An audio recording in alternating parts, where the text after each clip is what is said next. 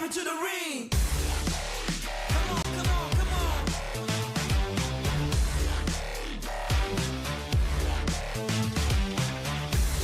Let's go.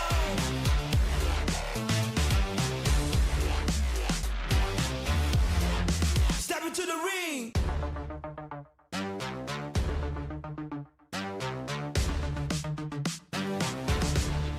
Step into the ring.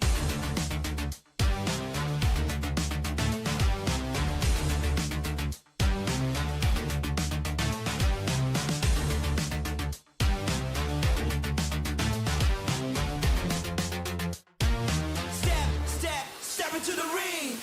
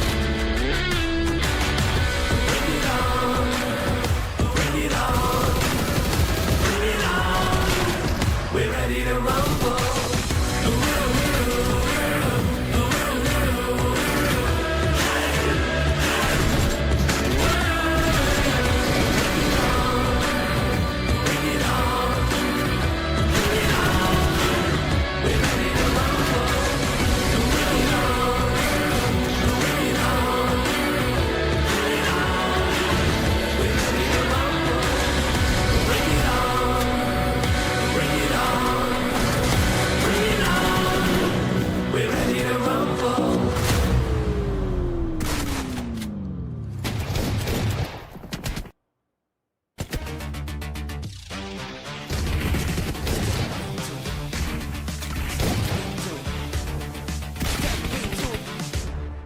Step into the ring. Come on, come on, come on. Let's go.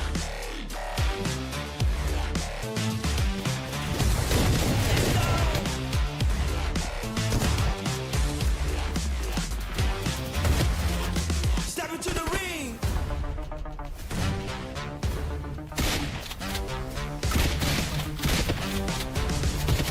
Step into the ring.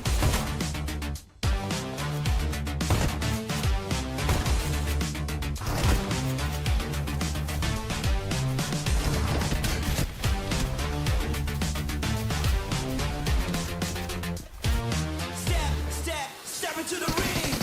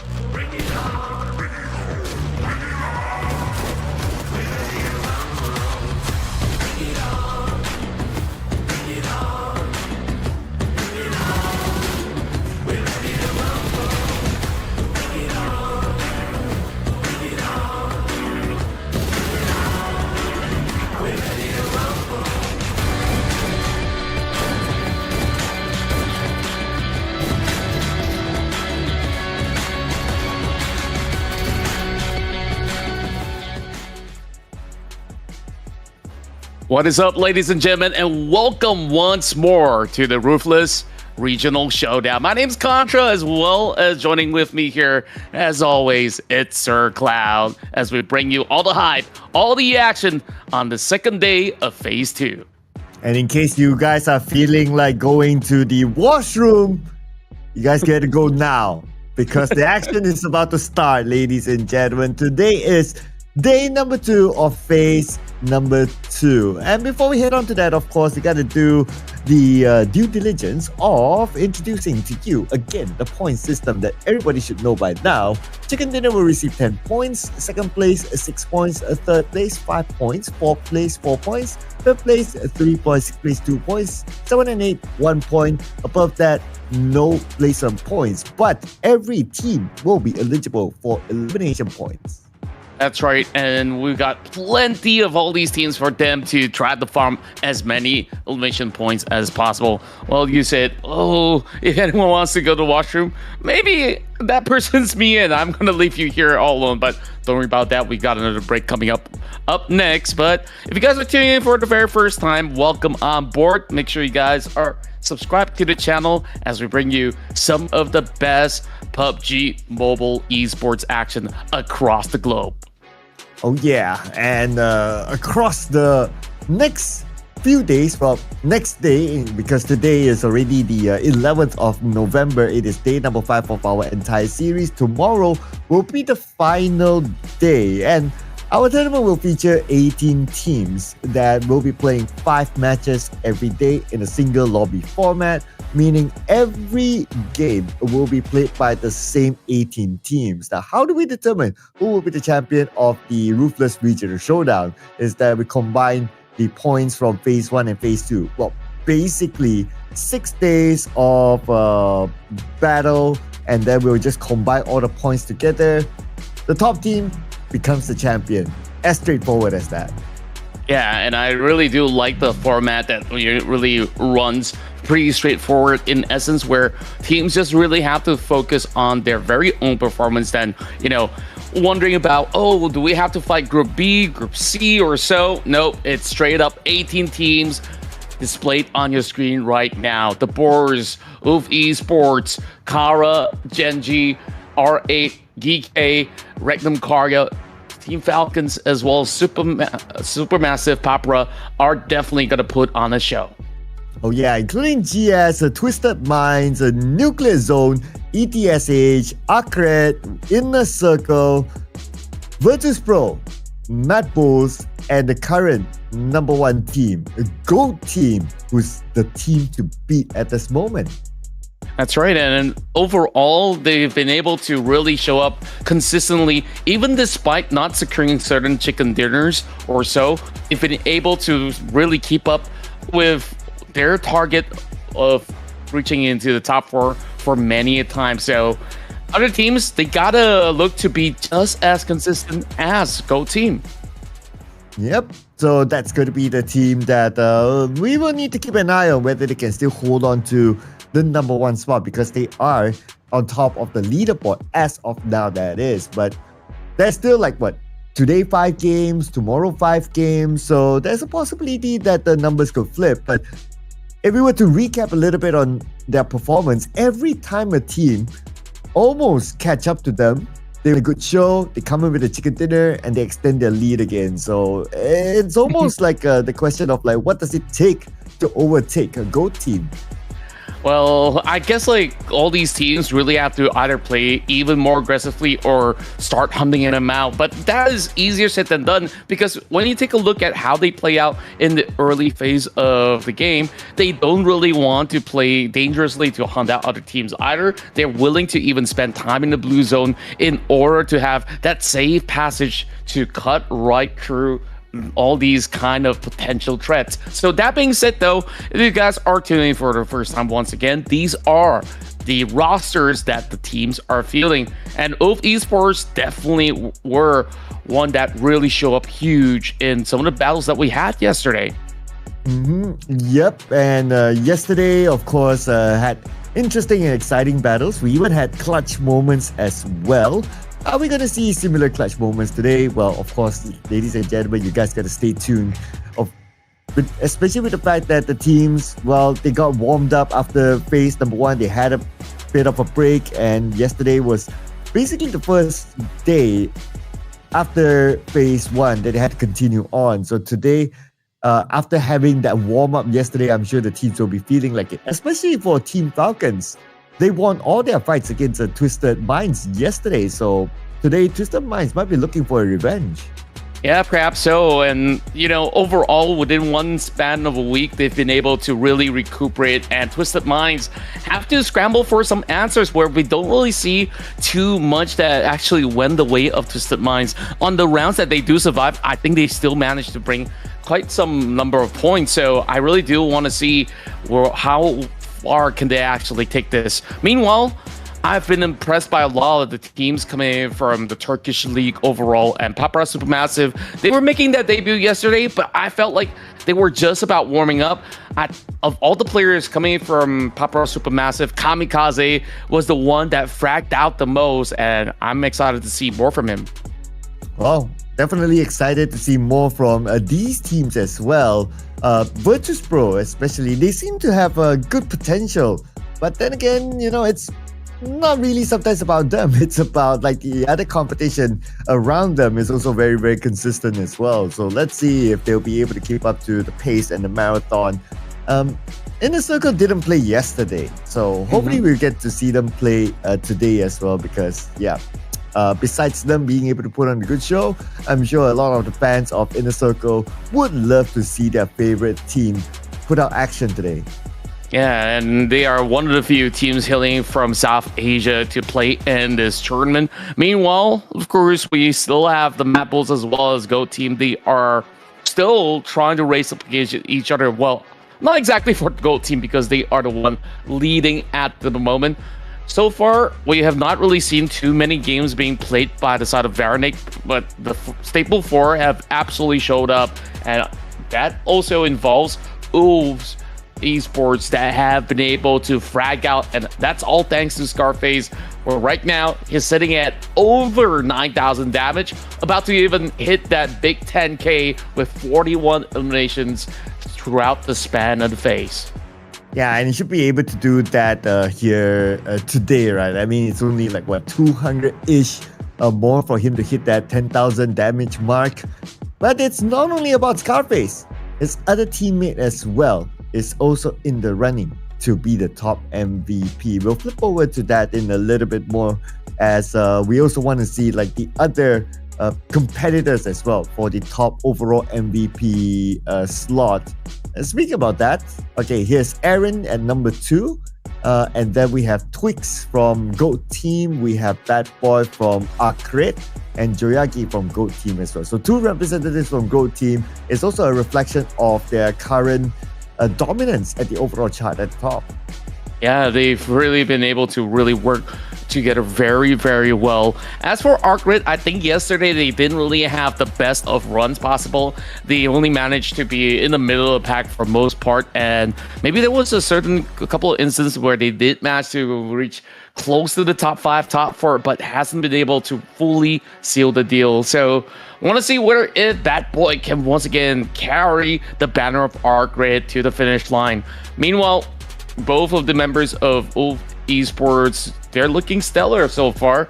And when I say that, there's also the involvement of Catch to also be in the top 5 overall frags. So this team really reminds me of those teams that just love to play super aggressively, and these numbers are absolutely showing for Team Wolf Esports. Oh yeah, absolutely, right? We have 3 of them here, and then your Twix in between, and Bad Boy from ARCred as well in between. And if we were to zoom in onto the numbers, well, Scarface is ahead by like 5 eliminations as compared to his teammate Aaron, but because they're teammates, it doesn't matter. As long as the elimination points goes towards the team, that's absolutely okay, and I'm sure they wouldn't mind that. Whether like, it's Aaron being the MVP or Scarface being the MVP or maybe Catch being the MVP, it doesn't matter as long as the points are in. However, when it comes to consistency, GOAT team, they're a little bit more consistency, and that's why they still have that little gap between themselves and Yeah, true enough. But you gotta also say that Wolf is very consistent in one thing, securing takedowns every other round. They always walk away with above 5 elimination points. So right now, they are already catching up to GOAT. And as a matter of fact, they do have the most elimination points at this current moment. So if Wolf could just refine it for a little bit, they might even stand a chance to overtake GOAT. So we'll have to see what Rondo brings to the table later on. GS as well as GEEKAY have been able to shine yesterday as they've climbed the charts, as GS makes it into the top 8, pushing Twisted Minds one spot down since they've been losing those duels to Team Falcons.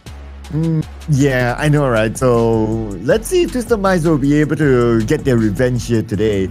As for Falcons, well, they need to put in the work. They are on page number 2, and objectively, Twisted Minds, they are still on page number 1. So they are above Team Falcons. So if Team Falcons want to overtake them and be on page number 1, they have to continue to perform like how they did yesterday, at least against Twisted Minds, and then continue to perform throughout the entire rounds that they will be playing here today.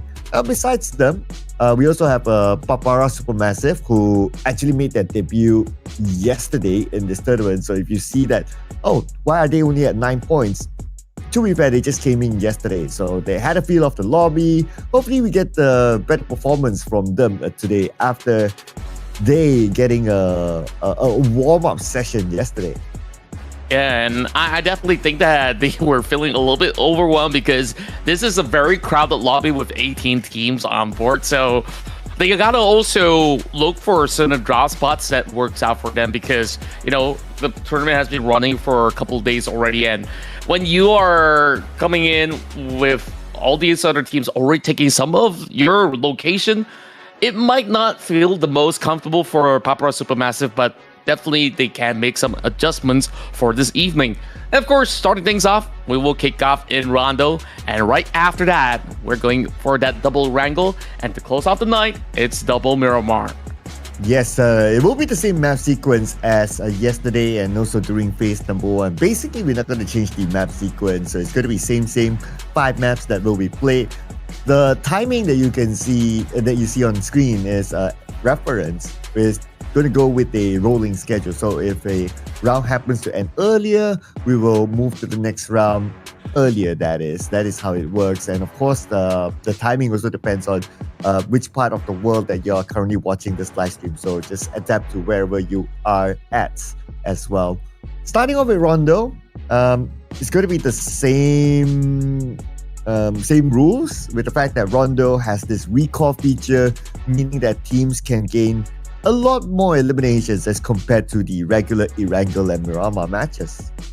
Yeah, and this is where all these teams can really test their firepower, as well as maybe go pretty relentless on how they really want to go up on, say, Team B, Team C, if they just really want to test, hey, if we were to go on a 4 versus 4, can this work out? When I say 4 versus 4, more often than not, all these teams have already figured out a formula for Rondo where you plant one member at a certain recall tower so that you could just have that member to bail them out in any form of instance if they will lose a battle. So if they continuously win, then that's great news. They can actually use the recall for much later on. Yep. So they have to be pretty calculative of how they're gonna maximize the recall usage. But from the trend that we have seen, when it comes to the Rondo match, teams just like to take early fights. Well, not like we're complaining or anything, right? we do like early fights. It gets the game started off with a bang. It's just that, they will always need to remember that they must have at least one person to survive in case the team fails to win one of those early fights. True enough, and overall, we've also seen instances where certain teams are looking to counter that by maybe sending more players towards a certain recall tower so they can hunt out that player lurking around. Once you remove that guy, then you can have the rest of the other players to eventually look to reconvene to win certain battles as well. So that is also another tactic that is rather interesting. So I just absolutely love the introduction of Rondo throughout this year's esports calendar, and who knows what else is in store for us in the upcoming year, since the season's just about to be over right after PMGC. Yeah, normally like the new announcement will come by then, right? Like during the finals of the PMGC. There are a lot of rumors saying that, there will be changes to the PUBG Mobile esports format in the coming year. But of course, none of us can confirm until it is officially announced by then. So I guess for the enthusiasts out there, I always enjoy reading their thoughts or the comments about like what may come in the coming year.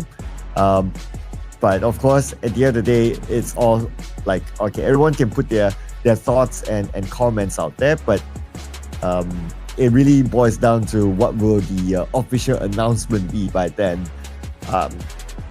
Something that I can't wait for. I mean, every year that's something that we look forward to. What will be the plan for the following year, right? For PUBG Mobile Esports.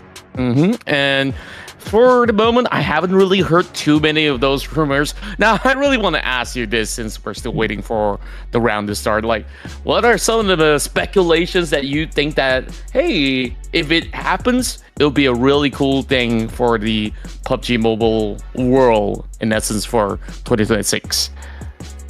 Well, again, these are community rumors, right? So so I can't confirm anything, but it's just based on what I've read. Some are saying that, we might have the PMPL again. So, yeah, but I don't know. I don't know about that point. Some of them say that, we might have the PMPL again. Some of them say that we might see more WoW mode in the competitive scene. Yeah, I guess those are some of the top ones that I've seen around. I see. I really don't mind to see PMPL makes his return, because a lot of all these regions, when you used to have PMPL, you could see how the community come together to just absolutely celebrate their favorite esports stars across their region. And I really do hope that it has great coverage around the world, if that's going to be the case. Of course, speculations are speculations. We don't want to bank too much hopes on that for now. But just like you guys are, we are currently waiting for the game to begin. So sit back, relax, and enjoy the show, as we will have 5 rounds for the entirety of the evening. And we'll see who will be the ones to be able to chase up to GOAT team. Yeah, I guess, not too sure. We haven't got any information yet on what's happening behind the scenes. Maybe we're just waiting for the players to get into the lobby and just making sure that everybody is well settled down and have a smooth ride later on with minimal technical difficulties. All for the betterment, of course, because once we jump into the game, ideally we just roll with it. Everyone has a good time. Everyone has a fair gameplay, fair playing ground, and then, basically just be able to put on a good show. So perhaps that's what's stalling us right now. While I guess we're waiting, perhaps we can also talk about how's the weather now. The weather, honestly, I don't know how the weather's looking like. It's always humid here. Maybe some guys in the comment section could tell us how it's like in parts of Europe, whether if it's Turkey or even if some of these fellas are in Saudi Arabia. I hear that it gets pretty cold at night in Saudi. I mean, you've been there. How does that feel? Well, not during the cold periods. I heard from friends as well, during end of the year, at night it gets pretty cold. Sounds rather intriguing. Personally, I've not felt how is cold and dry weather at the same time. So yeah, it's something that I cannot imagine yet, right? Unless it's something that you have to experience. And yeah, you have to experience for yourself to kind of get to know it, because yeah, imagination just doesn't work that way. But we don't really need to imagine on who's our top Rondo performers. So just a bit of a recap. No surprise here that GOAT is still the number one. Yeah, not a single tinge of a surprise at all. I mean, they've had such a solid showing throughout the course of all the days that they played throughout phase 1, and in phase 2 it's no different. It really feels like this is a team that is very hard to predict or read on the pattern of their movements, which is why they've always remained very elusive in the early game. And then when it's the late game, it is absolutely showtime for a GOAT team. Yep, so that's still the team to beat. Besides them is ARCred, and then we have Twisted Minds and Oof, who has the highest amount of eliminations in totality across the board. So that's probably another team for us to highlight and keep an eye on as well. So our top Rondo performance teams, I believe later, before we jump into the game, we're going to do our due diligence of putting up a prediction. So this could be a guideline. But whether it will be any of these teams that we can see on screen scoring the chicken dinner, not necessary. So it's up to, I don't know, Pandra, maybe. What do you think? Are you trusting stats, or do you have like a gut feel? I think there's definitely a little bit more. It's always in between, right? Like sometimes the stats don't lie, and on top of that, there's also certain teams that have actually prepared some great ideas of how to handle certain situations as well. So I guess everybody gotta trust their own gut feeling in that sense. And of course, for some of us, I think data can only tell you one thing, and the results can always vary because 18 teams are competing, and at any point in time, if anyone commits a mistake, they will just crash out. Right, and yep, speaking about crashing, well, we're not crashing anywhere. We're flying inside of Rondo. Looks like no predictions for game number 1. I guess that's us off the pressure for at least for one round. Let's head on to it. Honestly, I feel a little bit more relief because every time like we gotta scratch our heads and think, okay, who's gonna be able to secure themselves a chicken dinner? I don't want to be that guy that says, hey, I got this favorite team or so, because like, anyways, we are casters. Like, some of the chat will go like, oh, what caster? Why are you so biased? Nah, fam. Like, we're just doing our jobs. Just because we're told to pick one, right? Yeah, and I guess that's why I like. I have this thing where I won't repeat a prediction. I try not to, at least. So it's like, okay, I try to go around whichever that I kind of feel like it. But okay. Also to point out that this is one of those rare occasions that in a Rondo match, we get 2 different flight paths. So don't be surprised that randomly you will see this. I really do like that. You know, in Rondo, there's just so many of all these implications of options. And with double flight path, you might actually see certain teams, as much as they drop late into, say, a certain area, and they will be surprised, hey, there's actually players already on board because of that other side of the flight path that kind of converges into a certain territory. But as much as I say that, it really feels like we are going to be having some decent spread in the opening round. And GEEKAY already got themselves into some action as they do strike down the members of GS. And also to note that we are playing with 15 teams. But immediately we're going to see the first blood. Okay, is that really a first blood? Okay, not really, because we have multiple eliminations happening across the map at the same time. That includes the Twisted Minds locking in their own first elimination for the team. Oh, it was pretty early, as everyone's already getting their hands busy. One member being knocked down is not all too concerning. They did manage to get the revive through. So, Twisted Minds, they're going to be hunkering down for now, but oof! Just going on a little bit of a chase. We've seen this before yesterday up against PAPARA Supermassive. And now they're just scrambling for that space. A couple attacks already as Aaron goes in for that swing. That jump shot almost took Aaron down. And Oof, as usual, being the masters of bringing eliminations, they started off nice and hard with their first elimination inside of Rondo. The other members of BOARS Gaming still around the corner, and we have Mr. Robs here. He's really taking his time, though. As he should. He's currently in between some of the members of Oof. And they've always been very aggressive in the early game when they just won out that trade up against PAPARA Supermassive. And I believe that ever since he heard those shots, he wants to be a little bit more sneaky to see what he's going to be able to find. And for the moment, Robs might just actually catch out that player who's hiding inside of the gas station. So with him being isolated, I don't think Oof has got any clue at all of where these members of BOARS are currently planted at. Yeah, they're quite spread out, though. Like, some of them on the high ground, some of them on the other end. So it's not easy to spot every single one of them. But, of course, from our view, we kind of have an idea of, like, okay, where they are. But if you're actually playing inside the game, well, it's not that easy to just scout out the entire team like that.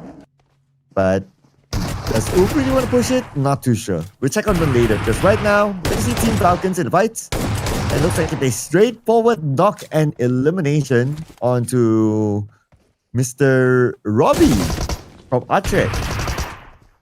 It's a great double swing that we managed to witness. And here comes SnowX now pummeling down onto that sole target of Oof Esports. But they do trade back, though. SnowX now getting tagged as well. Ooh, they did manage to get that 1 point, but they haven't really gotten themselves out of this predicament as the rest of Wolves are trading back towards them. And okay, here's a summary of how the teams are at this moment. So far, we haven't had any teams that just went like around the map, like getting in eliminations. Like teams are still pretty calm and tame generally as a start. But Gold Team, they have yet to find their first elimination. But the pressure is really onto like teams like Oof or even like GEEKAY. Try to put in the numbers here to see if they can catch up to Gold Team by the end of this round. And it definitely will be pretty interesting to see them go back and forth. Whereas for the side of Kara, they did manage to get those revives through GEEKAY. Still holding firm onto their position, but they're already looking to push outwards. Beyond the hunt, while Kevin comes in for a late flank. Doesn't seem like they've been able to actually get much done as he's going to be on that lower ground to challenge up against Kara.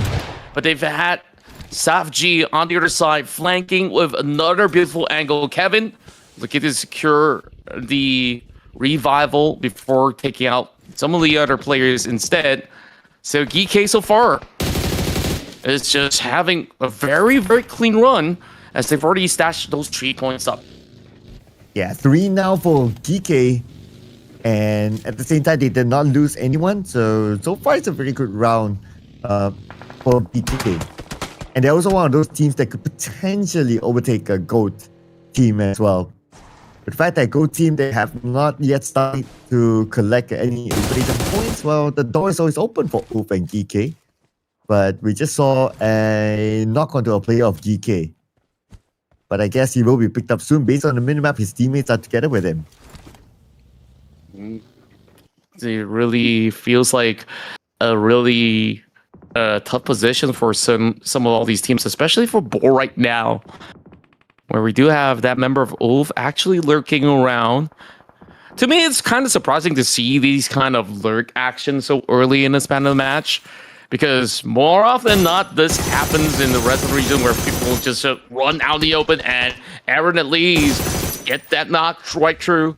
And he might just actually find his second target at the very same time. We'll see how this one plays out. Aaron confirms it. No rescue whatsoever coming from the side of the rest of BOARS, but they're already sending a two-pronged attack as he tries to chase away that ongoing approach. Doesn't seem like BOARS have been able to find a good opening. And Oof, so far, other than losing that one player, they're just doubling down upon these members of BOARS. And there we go. Big nades sent towards him, and he's only carrying that JS9. But what's interesting is that this fight technically has been running around, or has been going for quite a while. And finally they got Aaron on the ground. Teammates nowhere to be found. He will be eliminated, but this is Rondo. So I wouldn't be surprised if Aaron will be brought back soon. Switching over our attention now to Kamikaze. The moment we see him on screen, he gets taken out. And he will be the next player to be eliminated. There you go. A bit of an overkill, but okay. Sometimes it's all about sending the message, right? So there we go. And as much as they've already gotten some of all these points, now it's time for them to relocate. For those who are around Yulin, it's not a problem at all. But we're going to see this spot being absolutely crowded. Over onto Neox Factory, there's already like, what, 3-4 teams around the facility. I feel like this is going to be a very tough situation for those who are planted inside. And if it shifts any further, I feel like maybe they don't really get to even step out at all. Ooh, the chase is happening now. Let's see if Mori will go for it. But somehow Mori did not. Okay, he turns back. And now he's the one being chased down.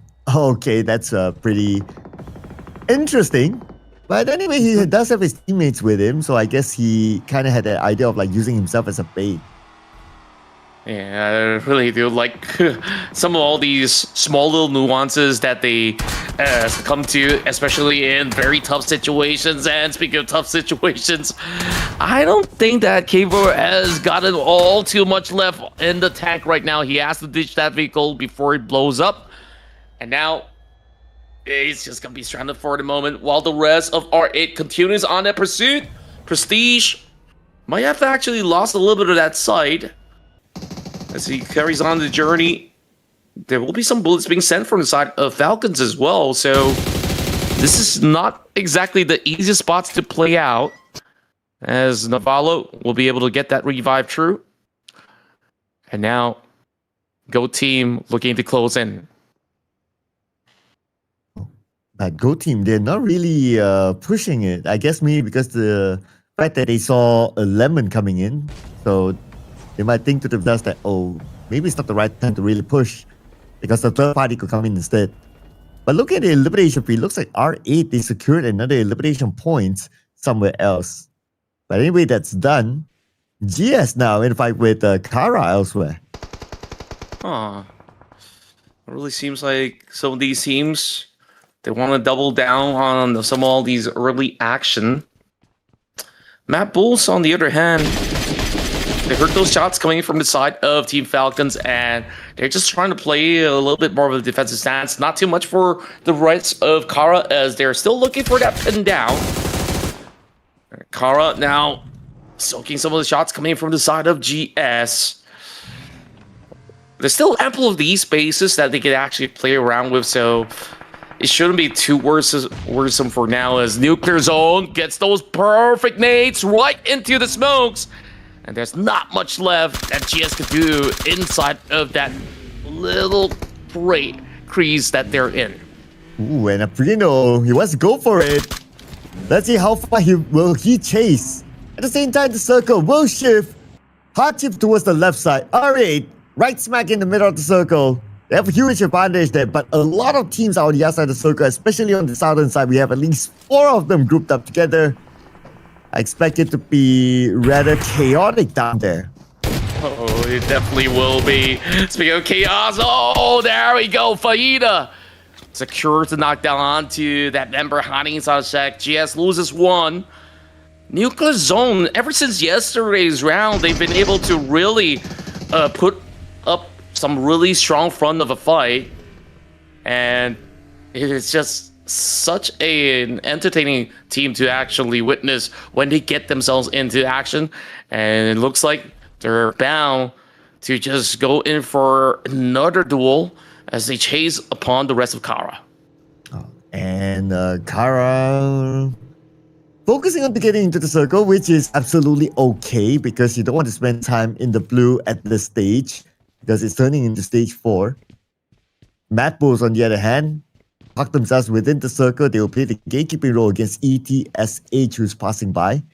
But perhaps ETSH, they did a bit of scouting work. They probably saw the vehicles parked around this compound area, and they're going to avoid that one for now. On the elimination feed, looks like a boar able to avoid a bullet, and one of the players down in the blue. Oh boy. This is going to be really rough. I mean, take a look at how much time these players are spending inside the blue zone as their numbers are trickling down in the form of HP. Just about the corner of this wall, Aaron gets spotted out. Oh, pixel perfect shot. The first side of the over. Well, Stoics will quickly look to secure it, but it is still, once again, a very tough spot. Very tough angle to even try to squeeze into all these spaces. Meanwhile, we get the rest of them. It seems like it is going to take a long while before the rest of them settle the score, as Wolf Esports have already secured themselves 5 points. And now with a lobby that has lesser than 18 teams, it really starts to see like, hey, this feels more like a usual format that we're running with 16 teams where no crazy inflated numbers are happening just yet. Oh yeah, that's true. And in fact, as of now, no team has been eliminated yet. Interesting. Okay. So that just tells me that when it comes to like stage 4 onwards, we'll see a lot of explosive fights and teams will be eliminated back to back. That's normally like the trend. Well, Nasir, he found his target. Havlik will be gunned down. And the good news for Havlik is that at least he's inside the circle. So there's still a little bit more time for his teammates to come and save him. But the circle just shifted away. The one that's currently in the circle is R8 and also the number 1 team at this moment, GOAT Team. GOAT Team so far still holding firm with all 4 members. And while the rest of ETSH so far have gotten themselves some improvement in the form of survival time throughout yesterday's run as well. BOARS only left with 2. They've had quite the battle up against the rest of OVE. And now spot out the rest of ETSH as the shots are directed towards Shiva. The spray downs look pretty good. It doesn't seem like that was quite enough to actually take him down just yet. And the member that's on the scouting mission might actually look to close in as well to see where the shots are coming from. As Snowix doubles down, doesn't seem like the member of ETSH has been able to get the off angle to secure much over on the other corner. Kara now down to only 1 active player left, as Opposer will be eliminated by Solus. And Kara right now is the only team with the least amount of players. They are at the risk of being eliminated. Our GOAT Team, well, they'll be pretty chill in the middle of the circle. We can see them just, hanging around, jumping up and down, just trying to gather as much information as possible. But I don't think any other team will be a big threat to them for now. Yeah, it's going to be a very chill moment for them for the meantime. As for ARCred, not too much though.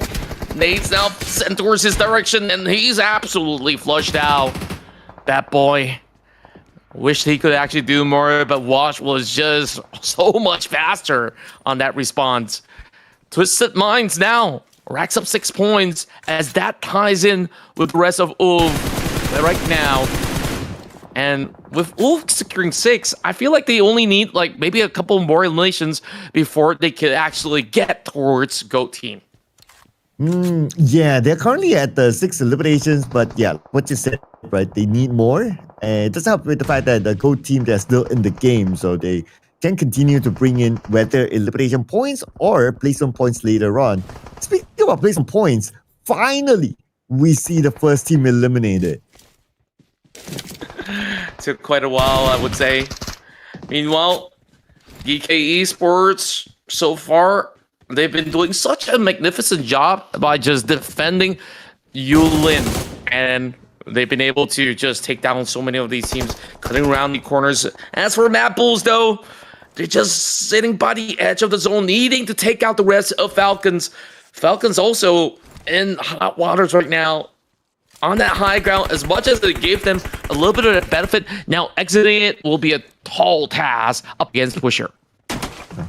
Spider-Man now, how is he going to get out of this sticky situation? All eyes on him, but they try to fight back against Team Falcons. The snake could end it all, and looks like Red Hawks knocked down as well. MADBULLS, they fight back. Now Team Falcons, only one other active player within the smoke on the other side. As they try to approach him, one of their players gets taken down. And Team Falcons, they still try to hold on while the circle shifts, and now it still favors Gold Team.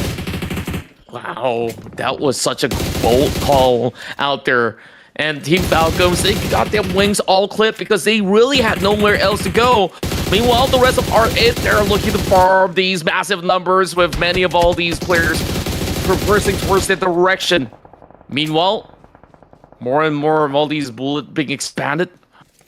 And ARCred, very happy about this position because all these teams have to dart towards the direction. They're just gatekeeping everybody that tries to move their way. Ragnarok will take out the final member of PAPARA Supermassive. And this time, PAPARA Supermassive, they got themselves 6 points already from Rondo itself.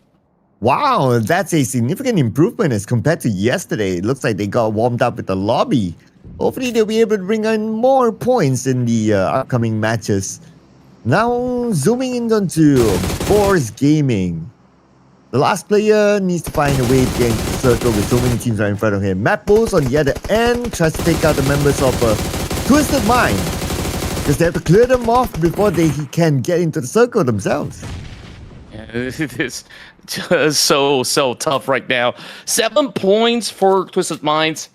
And I would say this has been a really good round for Twisted at the very least, before they start off in Erangel, where they gotta start battling up against Falcons again. So, that being said, we rally on. Still 10 more teams. It really felt like we've already seen 100 battles already, as the action is just non-stop.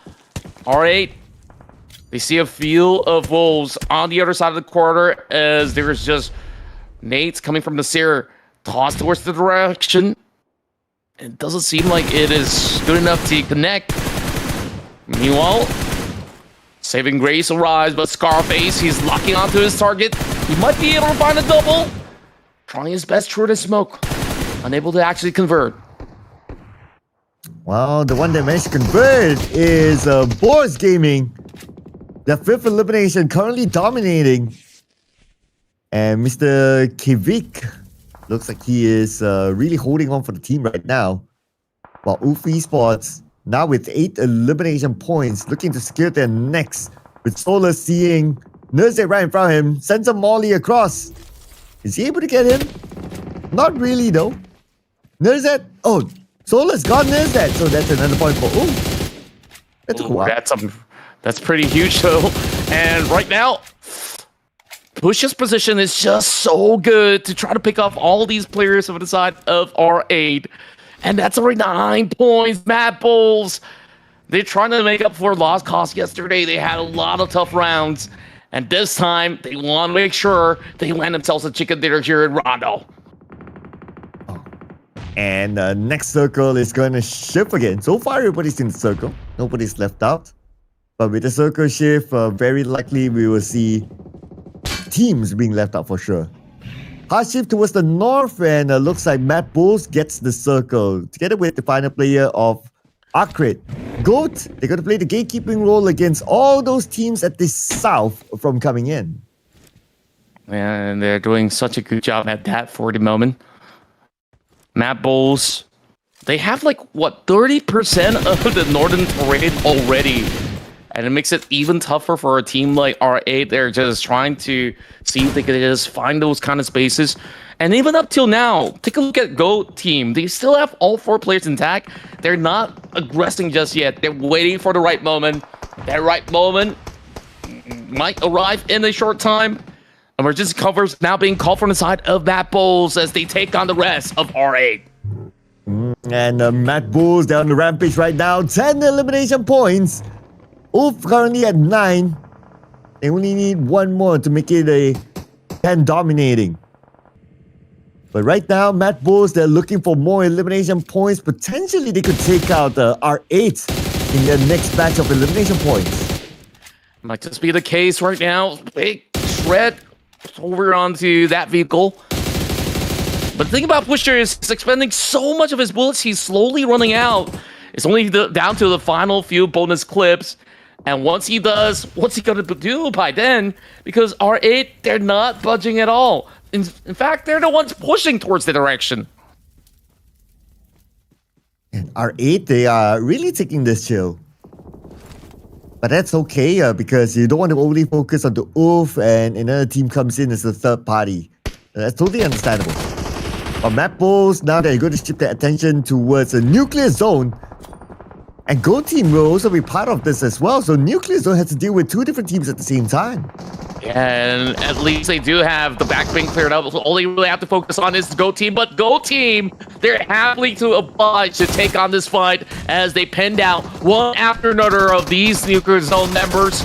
And now there's only a tiny little spot left. They will wipe them all off of the map. But it has been a tremendous ride for Nuclear Zone. They did manage to walk away with 5 points.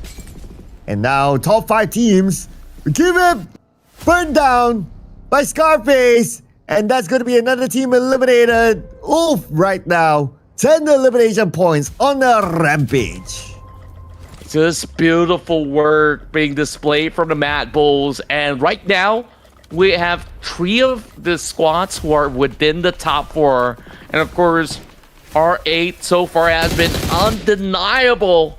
As much as we saw so much effort coming in for the side of MADBULLS, somehow he found the extra stash of bullets to continue on the assault. Spider-Man also having hundreds of bullets left as they just unleash it upon those members of Go Team. Go Team, they conquered the south, while the rest of the MADBULLS, they dominate over the north. Does that mean that the rest of these squads on the edges might actually suffer a little bit? Because Stage 7's about to close in less than a minute right now. And before that closes up, they're pushing up against ULF Esports. The one that might suffer are the teams in the south because they don't have the circle and they have to fight each other to get in. Not the easiest of tasks. Scarface gets rigged though on the elimination feed. As a GOAT is one of the southern teams. Lemon will get one for himself as well. So far, if you were to look at which team has the best advantage, I would say it's probably going to be R8. But then again, MADBULLS, they're not going to go down without a fight. They're going to try to push R8 now. Yeah, speaking of which, R8, they needed more spaces to work with, which is why they are calling in for more emergency cover to create at least a little bit more of a barricade for the moment. This long extended fight between them as well as Bulls seems to be a stalemate. None of these sides have been able to even secure any form of takedowns after, 5 full minutes of fight. And the fight continues still. Lemon now in very close proximity. I believe by now, they're running low on those turbos as well. 2 more frag grenades. That might actually change things. But there's still 5 more frags in the hands of Spider-Man. If he can just go a little closer, he might be able to do some heavy bombardment. Well, Scarface doesn't need any bombardments. Let's get Twist. Kraken goes down as well to Solus, but Spider-Man steals away that elimination point. Now we're still at 14s, but for Go Team, only 1 active player left. Joyagi fires back on the catch though. Solus right now, right in front of Joyagi. Joyagi, very low on health, will be eliminated. Now we're in our top 3. And this allows MADBULLS a firm chance alongside with ULF Esports. And the fact of the matter is that Go Team, they didn't manage to get as many elimination points. This is the perfect time for them to strike as Pusher, he's had enough as he goes in to take out the entirety of R8 Esports. Ooh, now looking good for MADBULLS since they have a full team against the 2 players of ULF left. And they seem to know where they are. At the same time, they managed to lock out ULF from getting into the circle. So now the pressure is onto ULF.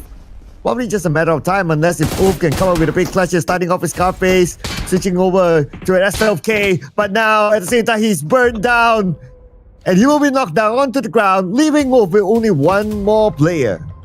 He did manage to at least put one down on the ground, but can Solus take this opportunity to strike? Doesn't seem like that could be the case, as MADBULLS, They triumph in this battle in Rondo, and they've got themselves more than 15 eliminations. What a round it's been as the Bulls just absolutely tramples the entire lobby. And just like their name, MADBULLS, they are definitely mad in this round, bringing in not only the chicken dinner, but like what you said, a good amount of eliminations at the same time. Now, whether will it be enough to overtake a GOAT team yet, it's still going to be kind of hard to tell because the fact that GOAT team, they ended their round at number 4, which is still pretty decent with a handful of eliminations. So they should still be able to be at the number 1 with the amount of gap that they had before this round started. I think that might actually be challenged, though. Maybe not by MADBULLS, but actually by UF Esports, because when UF went down, they have like, what, 12 elimination points? They also secured themselves a 3rd place finish. That might actually be just about enough to either tie with the rest of GOAT team. But MADBULLS, this is just astounding. Like, with more than... I think like it's almost close to 30 points that they did manage to secure right here. You can see that Pusher, Lemon, they've dealt the bulk of the damage on top of Spider-Man as well as Talika to also offer 4 as well as tribulation points. I kind of lost count. I'll probably just wait for the producers to confirm the results later on. Yeah, I guess, well, we'll just wait for the overall side because we also want to see like the other teams at the top as well, like how did they truly perform in this round. So those are some of the important numbers that we will keep an eye on as well. Other than that, it would be nice to see like who will be the MVP in this round. But of course, before we get on to that, the other teams to watch here, besides MADBULLS, UF Esports up here as part of the teams to watch. Same goes for R8 and even GOAT team up here too. So even though if GOAT team didn't score the chicken dinner, what they're good at is consistency. They're still able to survive and also tap away a few elimination points at the same time. Yeah, overall, they just have done a tremendous effort where we saw R8 as well as MADBULLS. They were finding tooth and nail for that kind of position.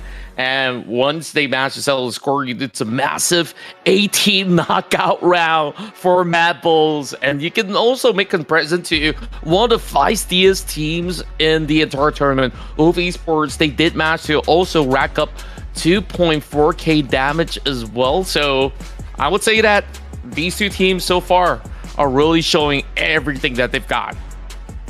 Yep, but of course, we also need to see like how much of that is converted into actual eliminations. Before we get on to that, of course, let's check out the MVP for this round. From MADBULLS itself, Spider-Man with 6 eliminations and 1,128 damage is your MVP of the match. And no surprises for me because he has been showing up a lot on screen, and whenever he shows up, he put in a good performance. Yeah, you know, I'm just staring at his photo, and he does look a little bit like Peter Parker, if you ask me. It's not actually better looking, in essence. So, that being said, though, to also join alongside with him is his teammate Pusher to also be one of the top performers out there. And despite PAPARA Supermassive going out a little early, lost, he did manage to secure 4 points by himself, and I do believe the total number for PAPARA Supermassive was 6 eliminations across the board. So, yeah, and that is a significant improvement from them, right? Okay, we get a confirmation here. Yep, there 30. You go. Wow. 30 points. Oh, almost double the amount of points of UF Esports at number 2. That is crazy. And I believe 20 eliminations is the highest so far that we've seen across even phase 1. Yeah, this has been the biggest number so far. MADBULLS, when they win, they always win huge. Remember those rounds that they did manage to secure back in Erangel, 2 chicken dinners in a row? And now that they got this round in Rondo, does that actually tell you that MADBULLS might actually conquer the rest of the lobbies? We shall wait and see. As we saw 88 casualties in this map. It's crazy. It's absolutely crazy because we only had 15 teams.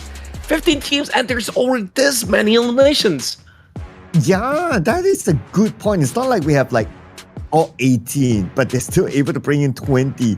That is crazy.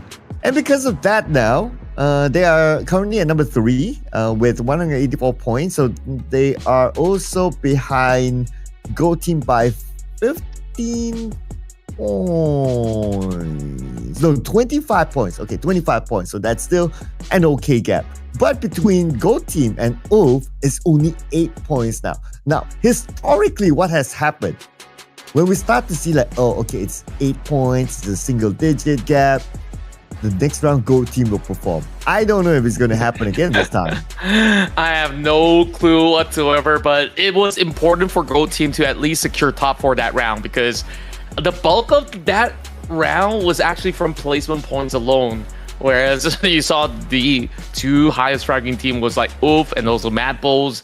And we've also seen some improvement coming from the side of Falcons, as now they've been able to push GEN.G down a spot. But that could easily be caught up because there's only 1 point of a difference. Meanwhile, GS, they slide down the list 2 spots, and now they're tied with Kara Esports. Yeah, so the numbers here, well, we number 12 onwards are still a double digit, but you know, they are close to at least hitting the 100-point mark. We might see new teams included in the 100-point club after this round. But before we head on to our next match, we will, as usual, take a short break, ladies and gentlemen. So don't go anywhere. See you guys after this break.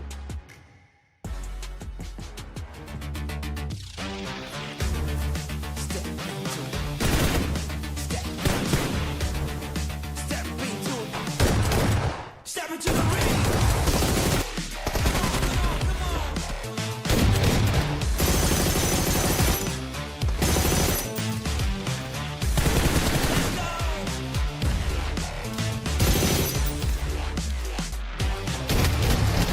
Step into the ring.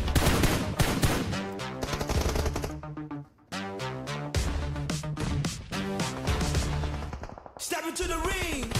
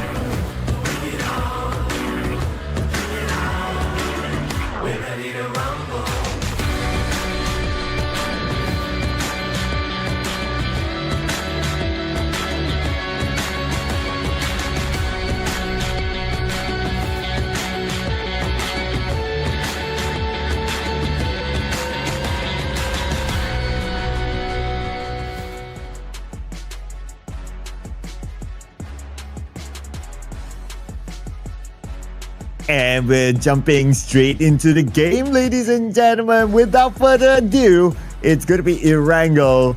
Second game here today in the Ruthless Regional Showdown. My name is Cloud together with Contra.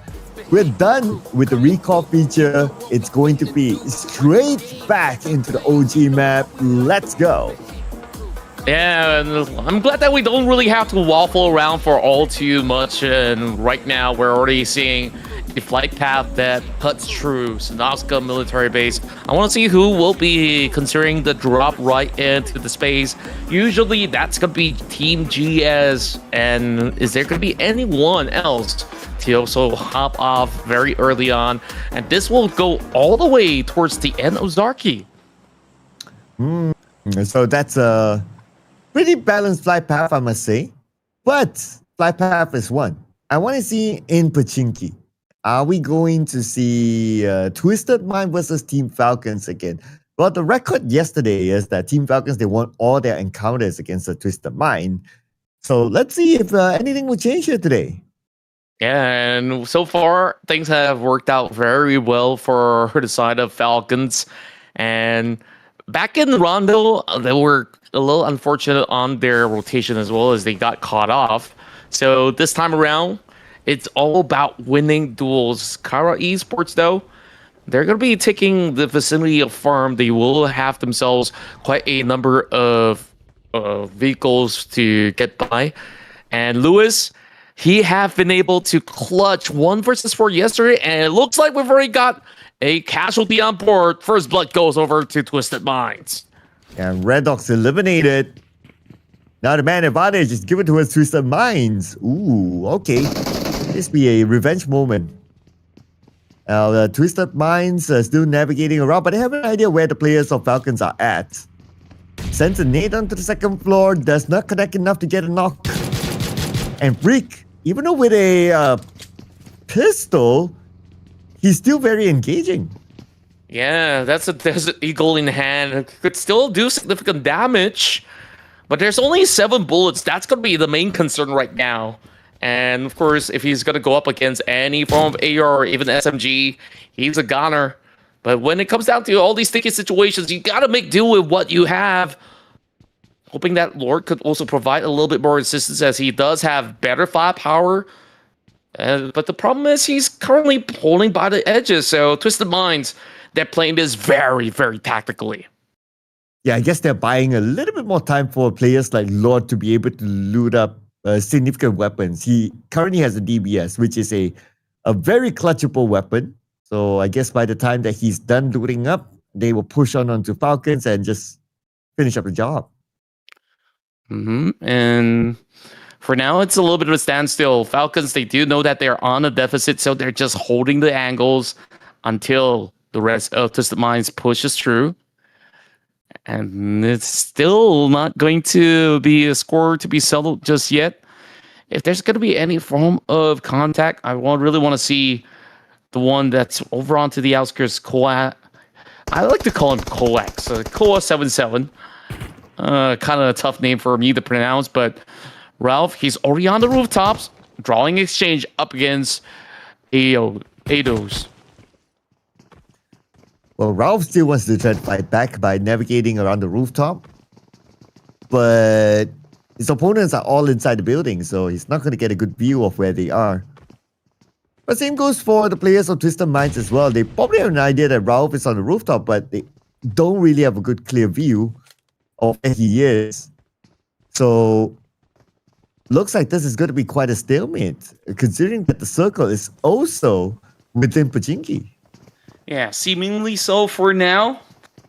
But Twisted Minds, they're already on a little bit of a rally, but they just walk straight into the trap of Noah. And he will also bow out as Twisted Minds have arrived to the scene already. Just like that, Twisted Minds, they pummel through. And there we go. The swing not quite enough for Wash. He goes down. And somehow, Twisted Minds are only left with 2. And Twisted Minds, looks like the tides may turn. Right now, you need to be super duper careful as Falcons have them surrounded. Raul comes out, gets another player of Twisted Minds, and Break eliminated. Looks like Team Falcons, huge comeback for them. Twisted Minds eliminated. It's pretty ridiculous on how well they've been able to defend the territory. And Twisted Minds, was it too early for them to push? I'm not quite sure, but it wasn't the cleanest of pushes that we've ever seen coming from the team. And that was absolutely costly. Oh man, just when Twisted Mind, they have the early advantage, right? But they unfortunately failed to capitalize. I guess one of the reasons is that they kind of held too long. If they kept the pressure on the Team Falcons, then maybe they could have just won that fight. Yeah, perhaps so. It's tough to actually tell. Meanwhile, more fights happening over on the outskirts. PAPARA Supermassive has a member taken down. It's still pretty salvageable, but they will have to close it in. And there we go. Get Lance Destroy. And that will be it. ETSH, one member down, but Lost also getting pinned back. Okay, the rest of ETSH might rush in anytime soon now that they have the man advantage against PAPARA Supermassive. But they are going to prioritize on to saving their teammate Baby. But that means that will allow the players of PAPARA Supermassive to also reset at the same time. And we could be back at a stalemate between the two teams. It seems like that's going to be the case. And for most part, the rest of ETSH now stranded in the middle open, needing to also find a little bit more of the cover. Somehow he managed to bail out. That's good news at the very least. But I still feel like there is still more to be done. And for the moment, Baby somehow walks off scot-free alongside with his other members. So yeah, that ambush wasn't exactly the best way to go about for the side of ETSH. But hey, it's a 2-for-2 exchange, or 2-for-0 at the very least. PAPARA Supermassive, they're still on the Hall of Points. Yeah, that's right. Especially, this is considered a major improvement as compared to yesterday.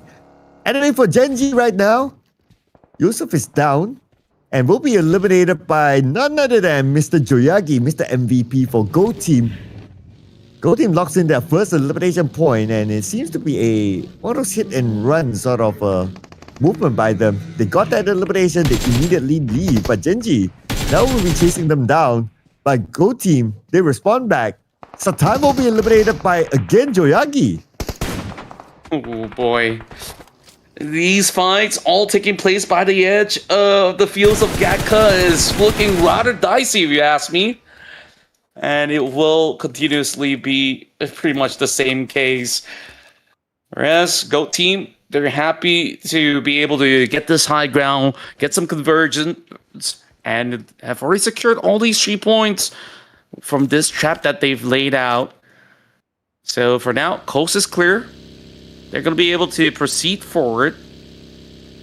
But the question here is, where do they actually hit from here on? GEN.G, only one member alive, and I'm just afraid that there's not much that again could actually do to even play aggressively. Yeah, considering that we are still at 14 teams, so I guess he's going to try to hold on for play some points. It'll take quite a bit, but that's going to be the best that he can do for now. The good news for, again, is that, well, he's somewhere in the middle of the circle. The bad news is that he's surrounded by players of Kara and other incoming teams as well, including Goat Team and ARCred as well. So hopefully he can survive this one with the amount of teams around him.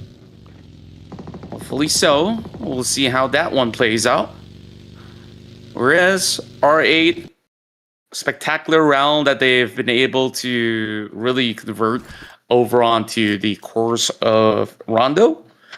And I do believe that R8 has got plenty to offer. And again, he did manage to take one member out from the side of Kara Esports, surprisingly so. I thought that he will be looking to play a lot safer, but hey, he's got plans of his own, and you know, he's got to do it all by himself. I believe that was only a knock, not really a full conversion. And GEN.G somewhere in the middle of farm will be eventually be spotted out by those members who Heath knocked out prior to that. As ARCred closes in the distance, I think that there's not going to be any form of a angle that they will be able to work out up against that member of GEN.G for now. So they can absolutely share the space. It's not too much of a concern for the time being. Yeah, and plus they found their own compound around the farm area, so no big reason for them to really push their neighbors for now, unless if the circle shifts in a particular way that they have to, then, well, that will be a separate conversation. But for now, I guess they'll be pretty okay at where they are. As for GS, now with the high ground against these players from GOAT team, they see the smoke, but they don't really have a good clear shot of them yet. Even if they can shoot them, they will need to come down and follow up, which is quite a distance. We're going to check on MADBULLS instead, the team that scored the chicken dinner, and Spider-Man got a knock. Ooh, quite a massive one up against PAPARA Supermassive as they're all hiding right behind. And there we go, a swing coming from the side of Spider-Man, but he's also spotting out the rest of the members. And just like that, MADBULLS, they just slowly dissected the rest of PAPARA Supermassive.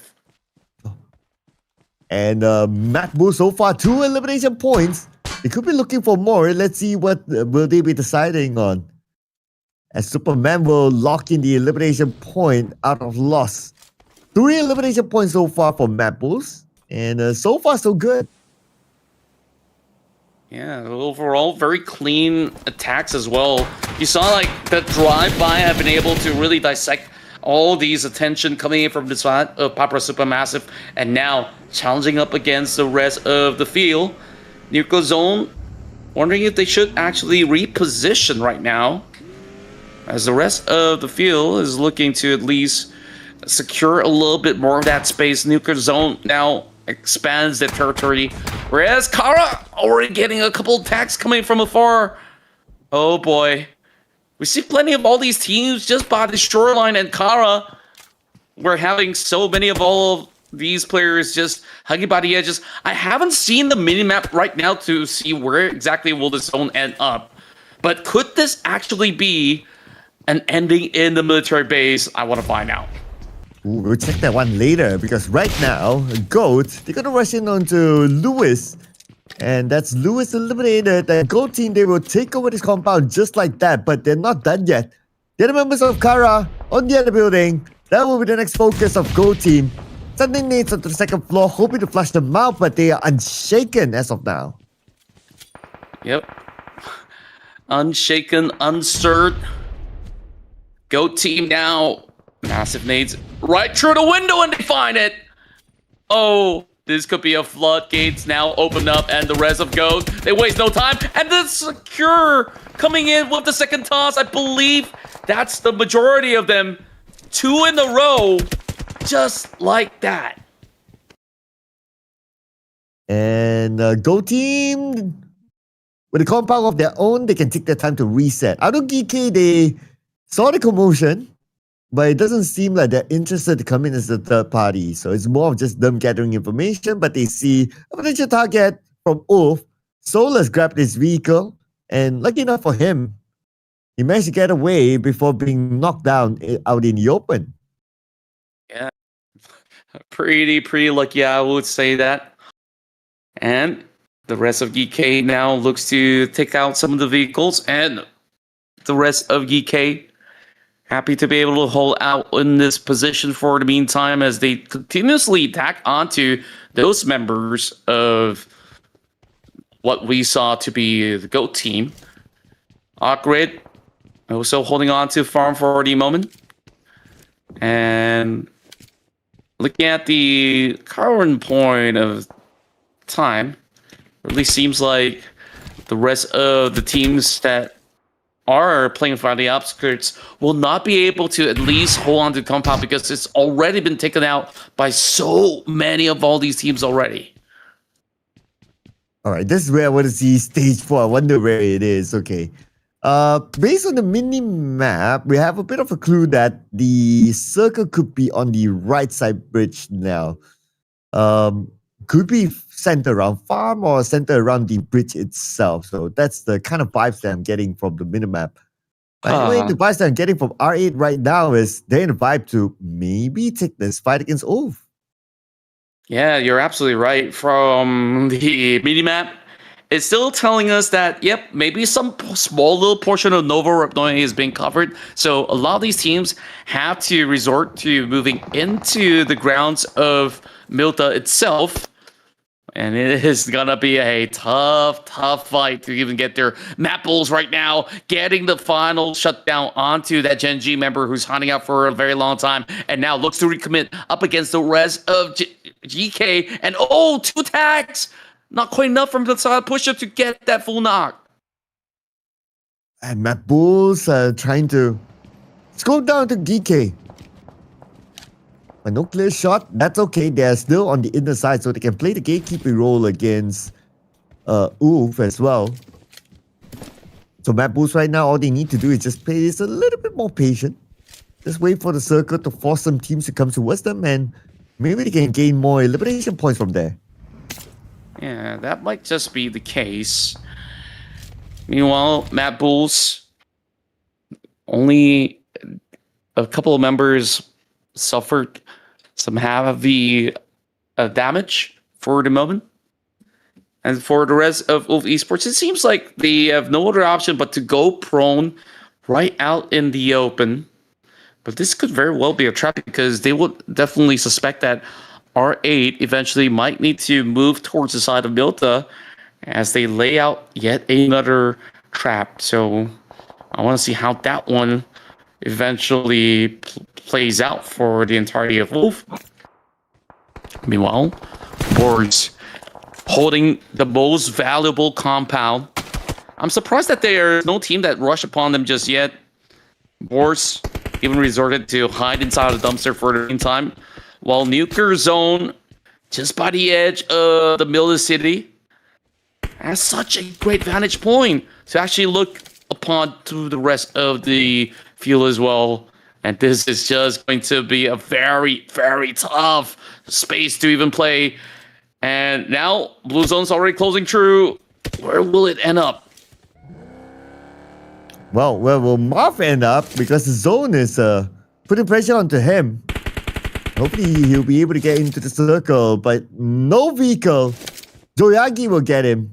Again and again, Joyagi. Interesting. Joyagi has been showing up in the elimination feed fairly actively, but he only has 1 elimination point. Make that 2 elimination points for himself so far. Yeah. See, it's been pretty decent for the time being. Whereas Falcons are now boxed inside of that shack. GEEKAY, despite all the efforts, they haven't really found a point just yet. They're just trying their level best to defend, and the rest of GOAT, they're pushing all the way from the back. Oh, they gotta get themselves ready for this one. Do they have those grenades prepared? Doesn't seem like that's gonna be the case. It's just gonna be a little bit of a drive-by. And is it going to be good enough for them to hold out? Okay, seems like the coast is clear, but for the moment, it really seemed like all these teams, they're not exactly giving any form of a space just yet, so they're still trying to hold on to where they're at. No further commitments, as everyone's taking their sweet time for now. And now we're going to see a fight here. The nuclear zone, and I believe it could be BOARS. Okay. Oh, okay, because the map took a bit of time to kind of update itself, that's why. Alright, now it makes sense. Okay, now they are in a fight against BOARS, and Abudi now seems to be the final active player for Nuclear Zone. Gets a pull off a 1v2 clutch here, but at the same time, GS wants a piece of this action. GS now gets the glimpse, and they will be able to strike down 1 member per side of Nuclear Zone. 1 round out in the open, and this is just great chance for GOAT to capitalize up against that member of R8. And it's been 10 points already. And remember what you said? If they fall early in the previous round, they always come back twice as strong. And this time, make that 3 times more than what they've been able to bargain for back in Rondo. Oh, well, the round is not over yet, though, so I guess I'll kind of hold my horses on that, continuing that statement. But yeah, I mean, can't deny at this point, it does look like, based on their position, they're in a pretty solid state. But we'll see what happens here. We still have 8 teams to go on this map. Now, 1, 2, 3, 4 of the 8 teams, half of them is by the bridge. That is how interesting this could be, especially if the circle goes away from them at stage 6. 4 of these teams will need to tussle each other to get in the circle by then. Yeah, it is going to be a very tight squeeze. Overall, in this farm area, there's just a lot of flat grounds as well. So it is going to be a very, very difficult place for them to even consider playing it out. And we'll have to see by then who will be able to make the cut over onto the Final Four. As for the moment, it really seemed like it hasn't been all too much of a hassle for some of the squads to be able to just keep themselves afloat just by securing some of these compounds. BOARS definitely not looking to budge, but those grenades coming from the side of GS might stir them up for a little bit. Okay, we'll see. Nah, not quite connecting. Okay. Not yet, but at the same time, the circle actually favors this area. So if they want to continue to have a standoff, then, well, technically they can. Because stage 6 circle is still theirs. I wonder how the other teams on the left side, I believe some of them that are on the outside of the circle could be teams like GEEKAY perhaps, that could still be outside. Yep, and for most part, they're just going to be making sure that they will be able to cap some players off as well by holding over onto the rooftops. And it seems like GS, they do have the hovercraft for them to also get themselves pretty much anywhere they want to be and have plenty of options to go by. And now BOARS, they're already prepped themselves up for the worst case scenario, but the rest of GS says, we want your compound and we're not going to be moving until you guys tap out. So BOARS, can they take them out as they're currently being outnumbered? Well, this ARCred decided to make that move, going up against a Go team, and GEEKAY as well had a part of this fight. Go team still trying to recover. While we have a hovercraft that just arrived, and that's a player from GS. And the rest of Force Gaming coming in to try to defend their compound from the incoming intruders. They have to win this fight. They push them onto the outside, and also on the other building. Pubg will need to reload. Pubg switches over to an M4. If only he had bullets still on his DBS, it could be a way different story. Oh yeah, it could have actually been the case, and right now, Pubg trying to actually hold firm. They're absolutely blindsided with all these smokes being popped right in, and the Molotovs are also sent right through the space. Not quite hitting the mark. Somehow BOARS, they're holding on firmly. And the rest of GS, they're slowly being weirded down, but the grenade does connect finally. Nicely done by Jafar. It's time for him to go in to sniff out the remaining members, but never mind about that because his teammate Esso took out the final player of BOARS. Now officially, we're in our top 5. Here we go. After a long, grueling fight, we're finally moving into the late stage where there's just not too much of the area to play out over the south, which is why everyone's currently locked into the center. And there's still some little area of water over on the south side that GOAT doesn't really have to be all too concerned about. The rest of GOAT team, they are not too far off the center at the very least. So even if it closes into stage 7, they should be on board. But I want to really take a look at the rest of GS. Will they still have that leeway to work things around? Okay, I guess the next movement will be also be determined by the circle. There you go. Only one team, no circle at all, and that's going to be GEEKAY. Well, for the other three teams, well, I guess it's still going to be status quo for them. Unless GEEKAY has something to say about that. I wonder, are they going to take the southern side approach in? But I guess not. Very likely they'll focus on the north to come in. And if they do, then there's a chance that they might meet with the two players of Falcons. Yeah, that could potentially be the case. Meanwhile, GOAT, all they really have to do is to hold still for now. Should be able to spot the rest of GEEKAY from those kind of angles. And GS is already working on it as well. So GEEKAY, they're kind of sandwiched in between, and one member ran out in the open towards the direction of the Falcon member. He's hoping to at least secure this point, but it seems like that's as far as he can go. Yeah, and no vehicles, I guess. Nothing much he can do. Okay, his other teammates do have vehicles though, and now they're making their own move to get into the circle. So far, so good. They found a spot that GS won't have a direct crosshair onto them.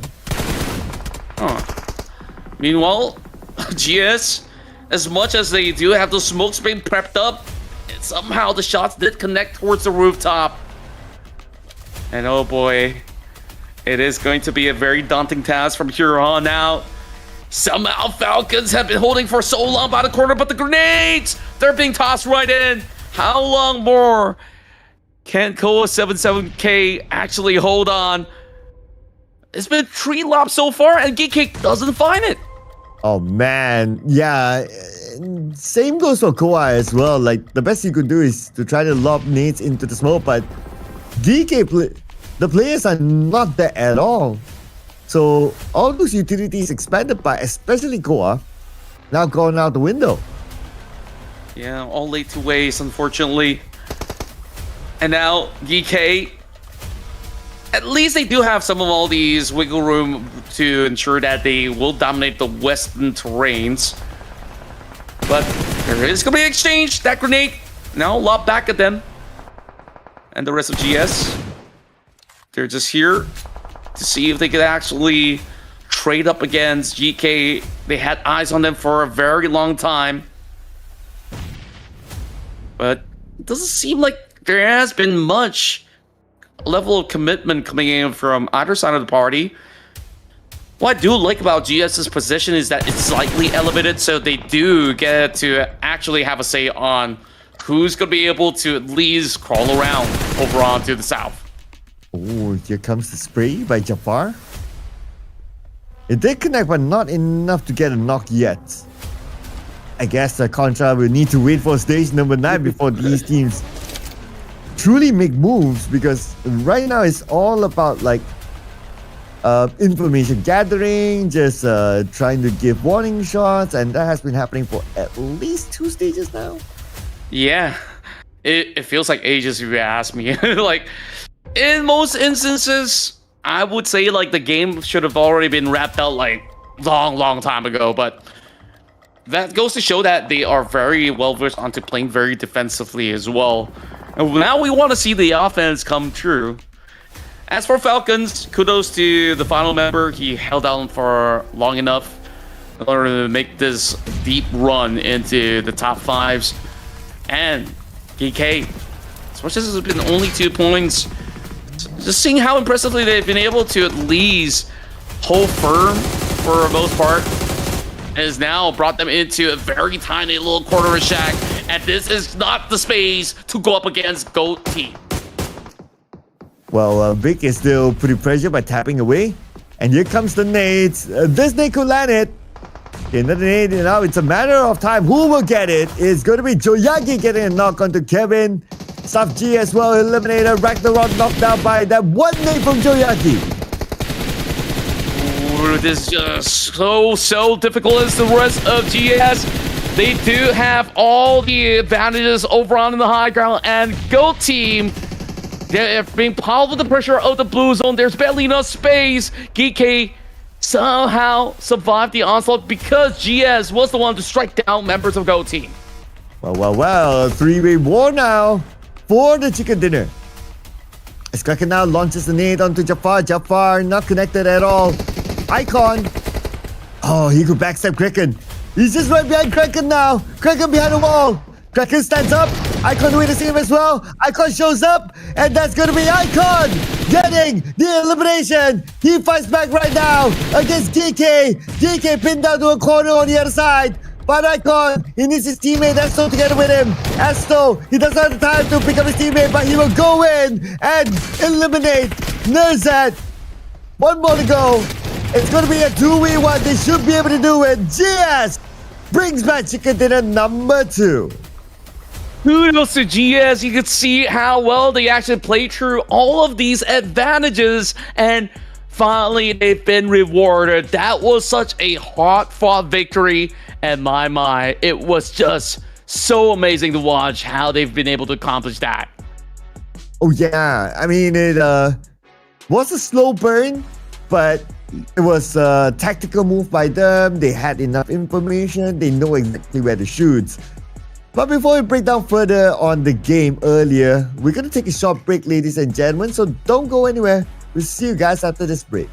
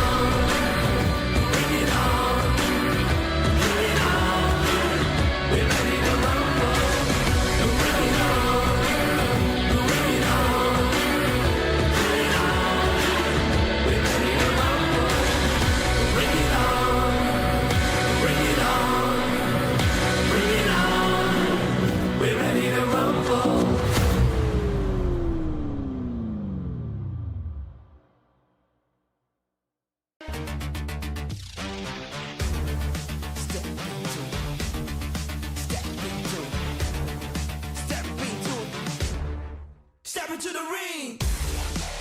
Come on, come on, come on.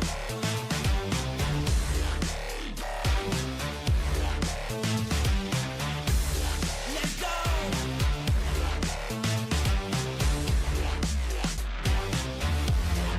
Step into the ring.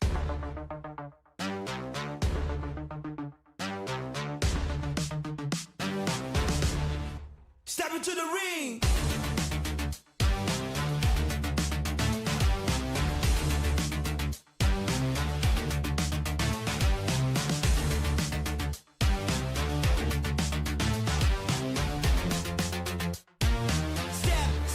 Step into the ring.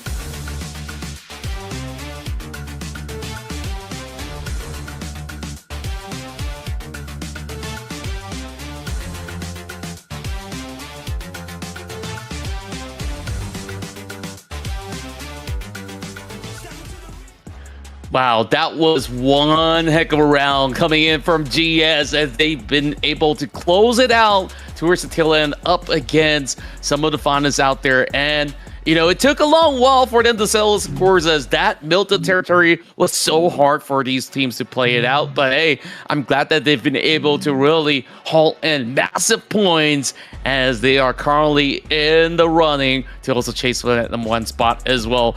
GS, they've been able to secure themselves a total of 8 elimination points in that span round, and that brings it to a total of 18 points for them to stash away.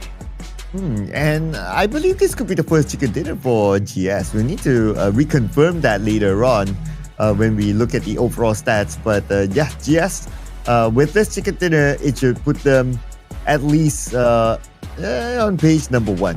But we'll need to look at the overall scores later as well. And what I'm also interested to see is that is any other team able to overtake a GOAT team at the top of the chart, because the gap between the #1 and #2 before we went on to this round, it was only about 8 points. So it's very doable for a team to catch a GOAT team.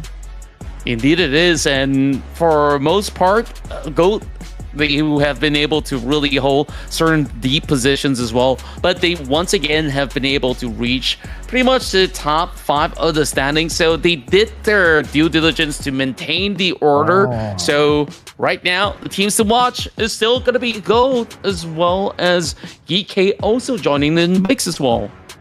The fact that GOAT team, they are placed on top of everyone else in the teams to watch, that means they gathered the most points. So our theory still applies here, Contra. When GOAT team is at the brink of being caught by another team, like in a single digit, all of a sudden they perform. And they seem to be able to gain the most points this round. Yeah, and overall, there's also GEEKAY that actually showed us a very firm defense for most part. They do heavy number of damage, but haven't really found too much of that kind of conversion into massive points. And take a look at that. Joe Yagi has been the MVP of the match as he hauled in 9 points by himself. Wow. 9. Wow. I think incredible. Individually, this could be the most amount of eliminations so far that we have seen in the Ruthless Regional Showdown across Phase 1 and Phase 2 so far. And Joyagi, no stranger to the MVP chart. He was the daily MVP before during Phase #1. And with this kind of performance again, I mean, I know it's only like 2 rounds in, but if he can continue on, I wouldn't be surprised if he takes back his own #1 spot as the top MVP. Yeah, I am pretty sure that he should be securing that #1 spot just by these 9 elims alone. So that's it though. GOAT team, we were wondering how many points did they manage to accumulate. That's a total 21 with 16 eliminations on top of those 5 placement points that they managed to also acquire. So great work for them, and now the gap has been widened yet again. MADBULLS, they were on their tails alongside with all the other teams as well, but now GOAT team just makes it so much harder to reach once again. Yep.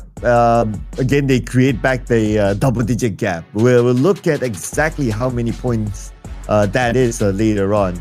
Before that, not only GEEKAY is the top eliminator, the MVP, but he's also the longest elimination distance record holder for this round, 343. Not the most important of stats, but it's always nice to have your picture up there. Yeah, and more importantly, he's been fragging everybody out of his mind right now. And take a look at that. Initially, it was like, 8 points separating them as well as UV Esports. And because of this round, it's 21 points. And UV only walked away with 1 point, unfortunately. So that gap right now has been widened to 28 points. 28 points. That's definitely worth more than a round, or bare minimum like a very good round. Page number 2 though. Looks like a Regnum Karya and Inner Circle, they are not playing today, or at least for the first 2 rounds. Hopefully we get to see them again later. But for the other teams there, PAPARA Supermassive, 6 points. Again, significant improvement. The 2 rounds that they have played here today, they have surpassed the total amount of points that they have collected yesterday. Yeah, I mean, it can only get better from here onwards, and that really shows that the Turkish teams absolutely come with plenty of quality. And of course, PAPARA Supermassive have been a household name in their respective scene. So we'll have to see what match 8 brings to the table. Last we saw Twisted Minds, they had another loss up against Falcons inside of GEN.G. And this time, is it going to be a payback? We'll have to find out when we go into the full once more. So GS, they played this one to perfection. And I think that, to your question, is this GS's first ever chicken dinner? I don't think so. I think I've got a gut feeling that they did match win out some of the rounds back in phase 1 or even yesterday in phase 2. Can't really recall. Okay, maybe that's because most of the chicken dinners were won by the top teams, so that's why. Yeah, but anyway, a great move for GS. Let's see if they can continue on their momentum, because we're gonna head into our second Erangel match of today, aka game number 3. Here we go. And this time, we're still getting a little bit of a view coming in from the southern side of the island, but the direction will flow towards Milta Power instead. So it is very much heavily leaning towards the eastern corner of the map. So you would definitely see a lot of all these teams to be considering areas like Yasnap, Polyana to maybe share some of these locations. Prison Grounds will also be absolutely playable if teams want to be mainly in the peninsula. So we'll have to, of course, check over on the stats. Overall, Scarface still remains as the player with the most eliminations thus far, and GEEKAY's 9-pointer puts him very close in the top 2 right now. Wow, just one round of a 9-point haul, and we start to see GEEKAY rising up to the occasion again. Well, good work, and because of that goal, they created a huge gap again at the top. Now, coming into this flight path, we're back into the Pachinki fight debate. Who's going to win between Twisted Minds and also Team Falcons? And so far, even as of the Erangel round before this, it is still Team Falcons. And Team Falcons so far have definitely solidified their stance already that they won't ever be easily pushed over by the likes of Twisted Minds. So now the battle begins, and this circle is already showing us that it will be over onto the mid sector as well as the northern portion of the map. So you gotta be absolutely quick about this, as we're already seeing Twisted Minds falling flat, and Falcons gets a double. Ooh, again, Team Falcons have the advantage, but they have not won the fight yet. And Free cooking up this nade. Not able to send it past the window. That's a bit of a wasted nade there, if you ask me.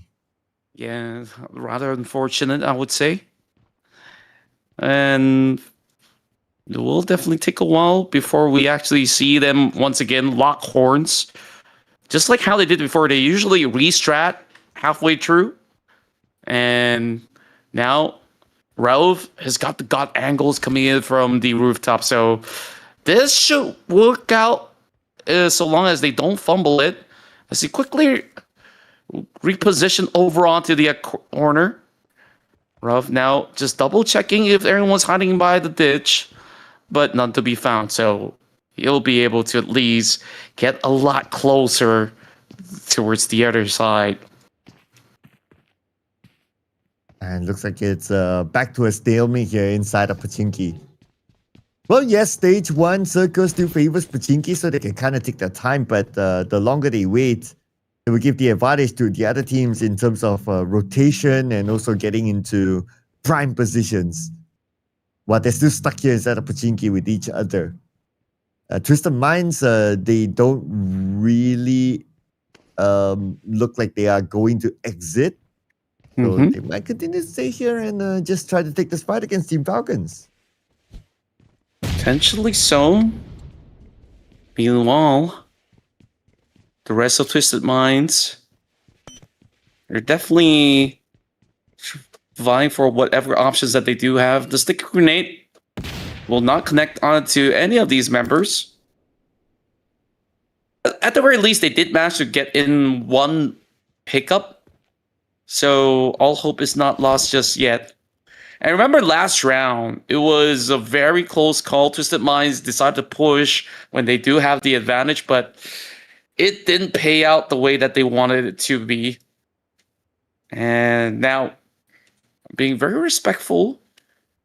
You know, if this is SEA, this fight will be over in 5 seconds. Because they'll just rush in. They don't care if they will fall. But such is the case between some of the finalists across Europe as well as MENA. They gotta take things in the precise measure.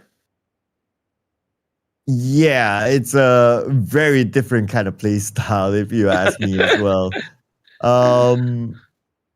And one reason why they want to just make it quick, right? It's because, like, okay, we want to just make it quick, and then we exit. We take prime positions in the circle where we can benefit further. But this time, the strategy seems to be very different for at least these two teams. So, not too sure what's on top of their mind at this moment. But what would be interesting is that although I think that it's a very unlikely thing to happen, is that another team comes in, third parties, and just disrupt the silence in Pachinki. Well, that would have actually been funny. I mean, none of these teams get to win then, perhaps. So, I mean, that could be the case. I mean, they don't really have to fully commit. All they have to do is spectate with popcorn in hand by the end, maybe wait 5 more minutes until they settle. Like, okay, they're done. Let us step right in. That might actually be happening. We have no clue whatsoever. But for now, we're happy to just sit back, relax, and see what do they cook up a storm. MADBULLS have the entire territory of Rozhok, and I would say that this is a really good spot for them to also hold out if they don't want to journey their way up towards shooting range or even Severny. But yes, they wasted no time. They're already planted somewhere in between those areas that I mentioned. Oh wait, this is still the south side. Yeah, I forgot. They were coming in from military base, so it's impossible that they get there so quickly. But hey, we hope that they do make it into some really good spots though. I mean, GS, they played tremendously well in that last round to score themselves a chicken dinner. Despite not being able to best some of the likes of Go Team, who still triumphs and stays at that #1 spot. Well, oof, they are pulling the trigger onto GEN.G, but GEN.G is just way too far. So I guess that's more of like just giving out warning shots than actually something serious. But speaking of something serious, the fight inside of Pachinki continues on. Falcons and Twisted Minds, looks like based on the elimination feed, they trade over each other. Yeah, seemingly the case for now. And there we go, Molotov connecting. Oh, that burns down that member of Twisted Minds. And Falcons, they once again come up ahead. Still a clean streak. Cool 7-7. Drop down low.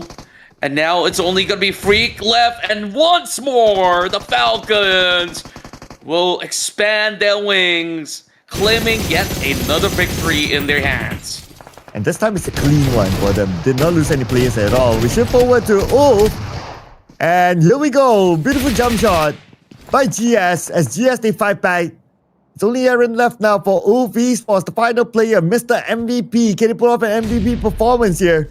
Nate does not connect, but it will alert his opponents that he is around the corner. Now Icon shows himself, but Icon takes a lot of damage. From that kind of distance, using an S12K, not the most efficient kind of weapon.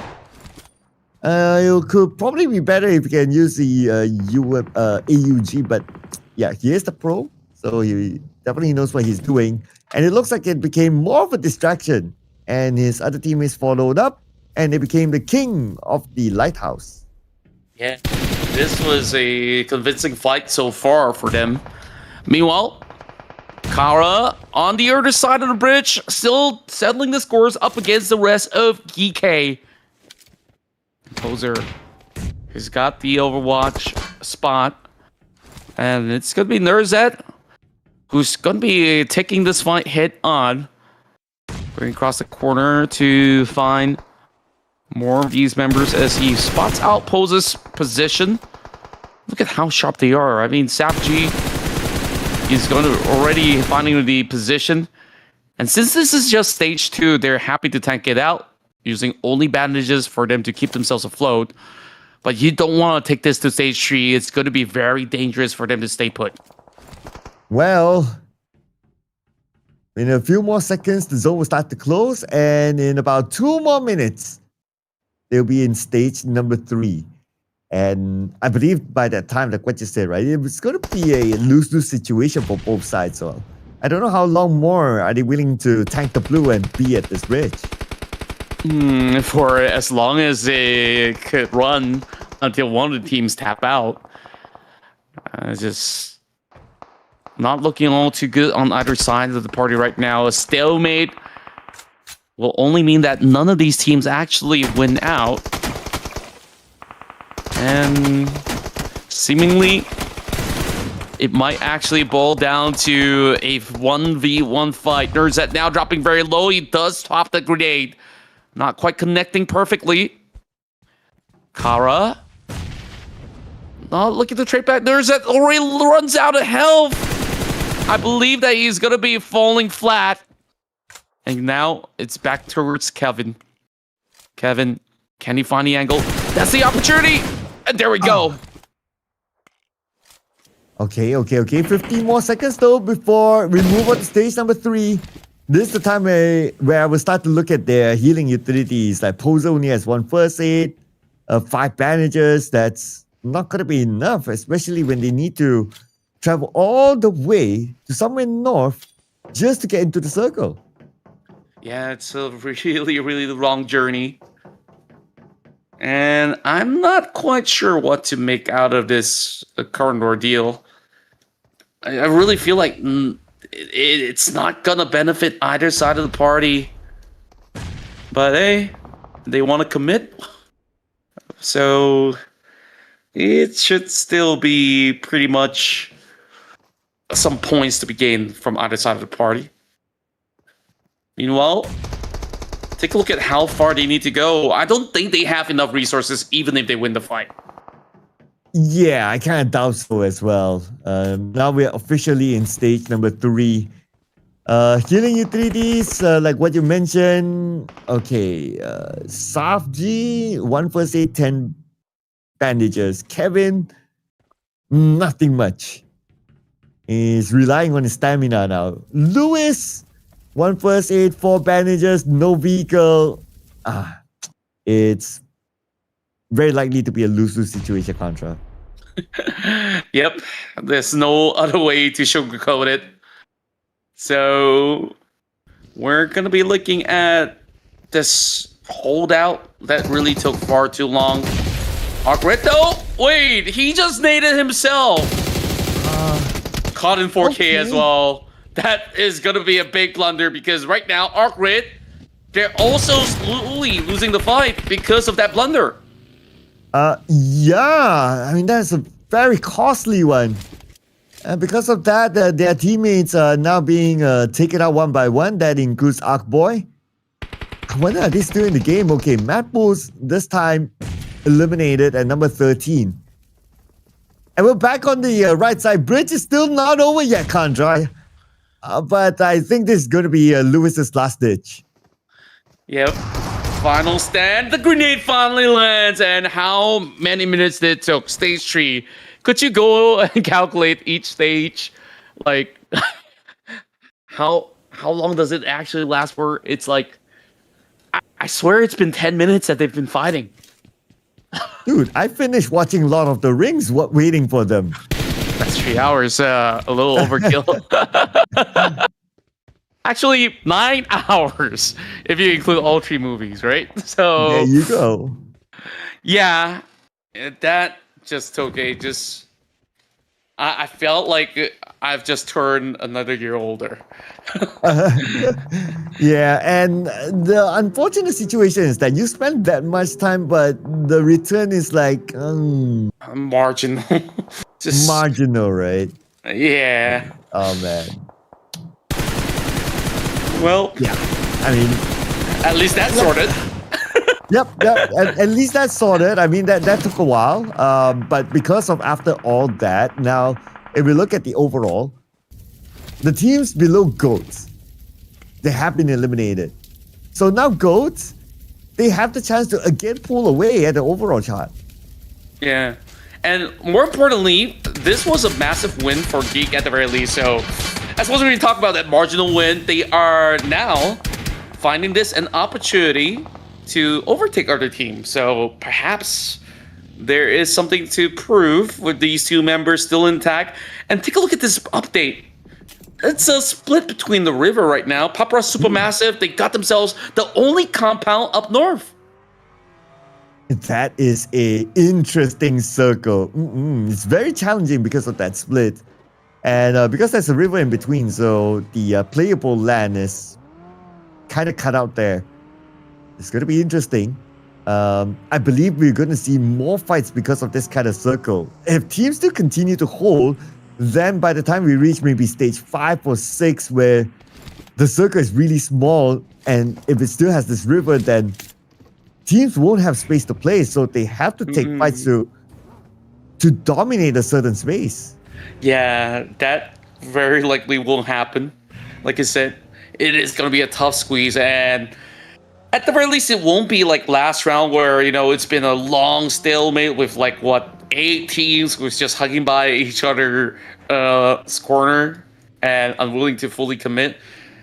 At least from what is being shown to us right now, that very likely than not, we're going to be seeing more battles taking place, such as the ones right now. ETSH looking to clip off some of the members of Nuclear Zone. Nuclear Zone has already lost one, but baby, he's going to be going for a little bit of the cover right behind the building.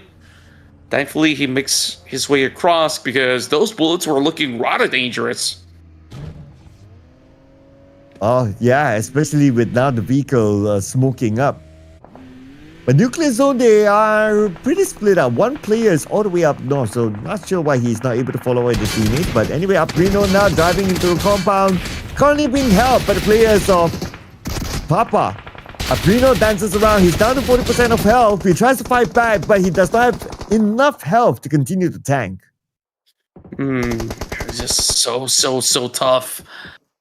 And we talked about PAPARA Supermassive having the only compound, and now they're also getting rushed upon by those members of the side of ARCred. However, if they do get themselves the stash of loots coming from the loot crate, they might be supplemented very well to really continue on with this pursuit. To get the other application, the grenade out of nowhere! Oh, Solas, that was perfect. Into the face. Then knocked down immediately. And now they will force R8's hand to save their teammate. Anyway, while all that was happening, Nuclear Zone, just got eliminated at number 11 with no elimination points at all. We are now in the top 10. This time it's a lot quicker than I thought. By stage 4, we have about at least 6 or so teams to be taken off the list. Meanwhile, the rest of ARCred, they did manage to get one back, and now they're tossing those grenades right into the smoke.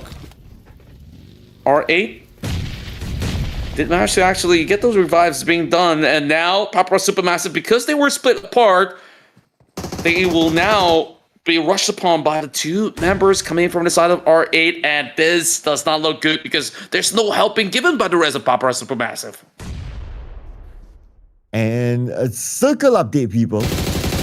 No longer inside of Rosa. We have 3 teams there at the moment. They have to find a way to get into the northern side. R8, on the other hand, they're going to come in on the left side, but they should be able to hold their ground. They are in the circle, so they're not really in a hurry for now. Not too concerning just yet. Just about enough space to wiggle with. Meanwhile, R8, they will now reclaim this entire sector. Gotta also see on the other side on how PAPARA Supermassive will be able to perhaps find a little bit more of these angles. But for now, I guess that they're just gonna be giving some of that space. Alright, now claims that loot crate and gets themselves amped up. 6 points already gained from side of R8. Wow, 6 already for R8. Okay, and with the fact that they are still a full team, they still stand a chance to bring in more elimination points. Anyway, Gold also still a full team with 4 elimination points right now after taking out Baby from ETSH. And now they are scouting for their next target. R8, the team that's currently leading the chart in terms of eliminations now.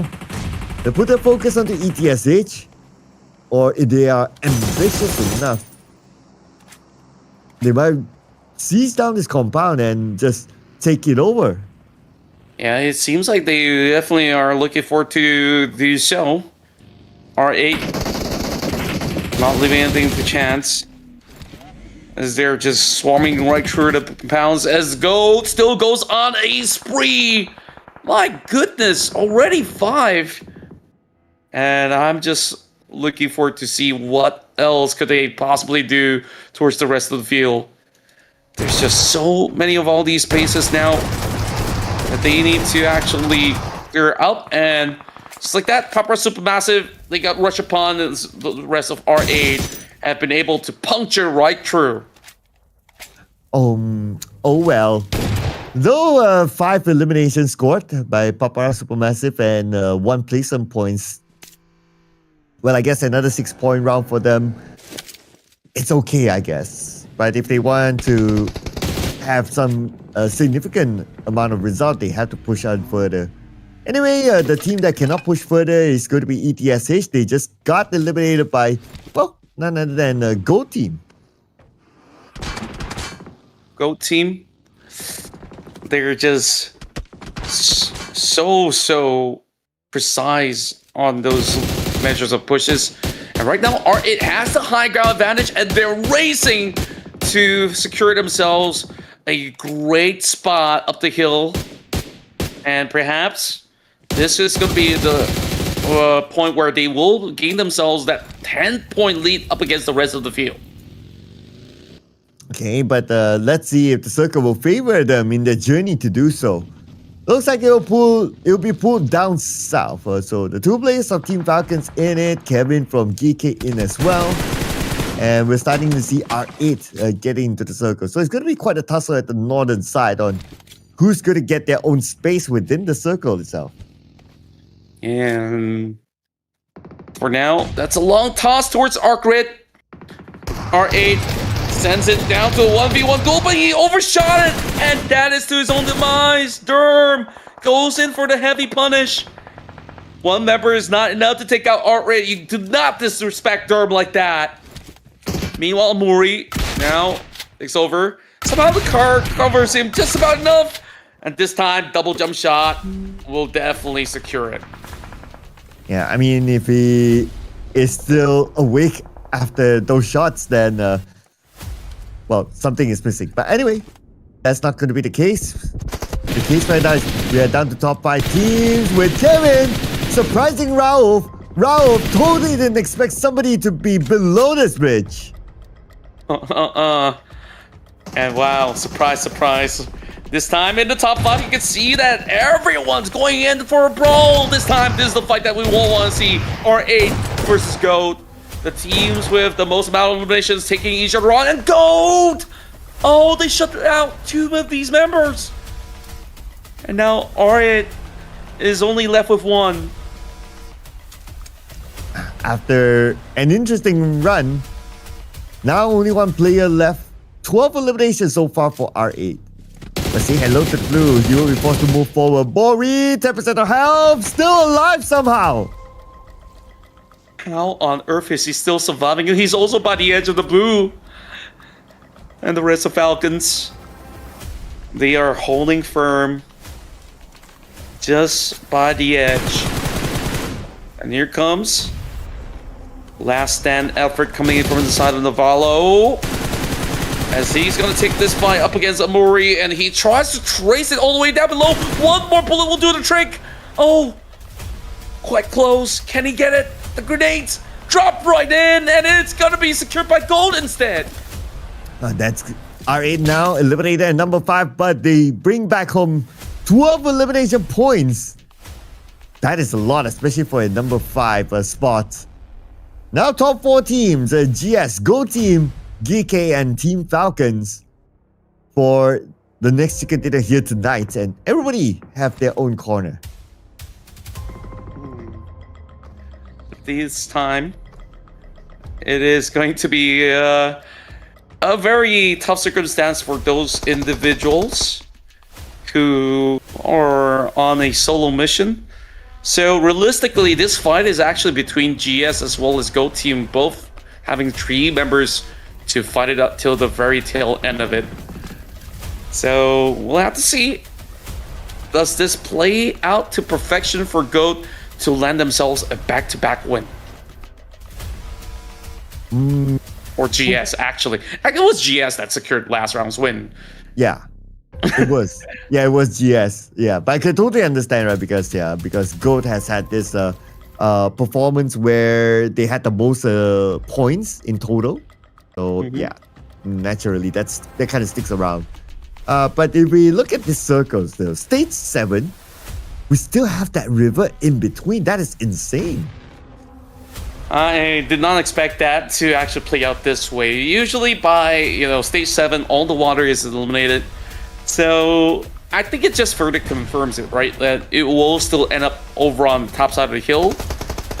And now, 1v1 duel, GEEKAY versus Falcons. This is going to be pretty interesting. And we'll see. Does this actually get any advantage for the side of Navallo? Because he's on the deeper area. He could actually play to zone out those players. I guess the one that could be zoned out after this, is it going to be GOAT? Yeah. But then again, GOAT, they do have this interesting coordination and firepower that even though they're being zoned out right now, rest assured, they know how to get into the circle. Yeah, I certainly agree with that. So, absolutely no pressure upon them for the moment. Whereas, look at the rest of the playing field as well. GS, they might start to lose out on some space, which is why they're currently looking to reposition as the rest of GOAT. They got about 50% of the map. So, it's kind of tough for some of these guys to really get much more out of that situation. And seemingly enough, the rest of Falcons, the individual member, is going up against Twix at this point in time. So it's just lots and lots of grenade, but Go, they're not too concerned, let's be honest here. They're just gonna allow him to toss out whatever he has in the tank, and by the time he's done, they could just absolutely refrag. Well, speaking about done, do you think it will be done at stage 8, or again, are we going to see stage 9? Let's call it a 9. I mean, look at the tempo that they've been playing. Yep, I won't be too surprised. Yeah, I would say so as well. I mean, we're still counting down to the stage 8 circle to close, but looking at the trend and even how they're playing this round so far, yeah, definitely we're going to see stage 9 for sure.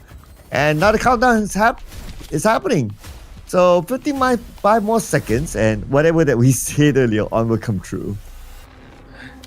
Yep, and just biding some time right now.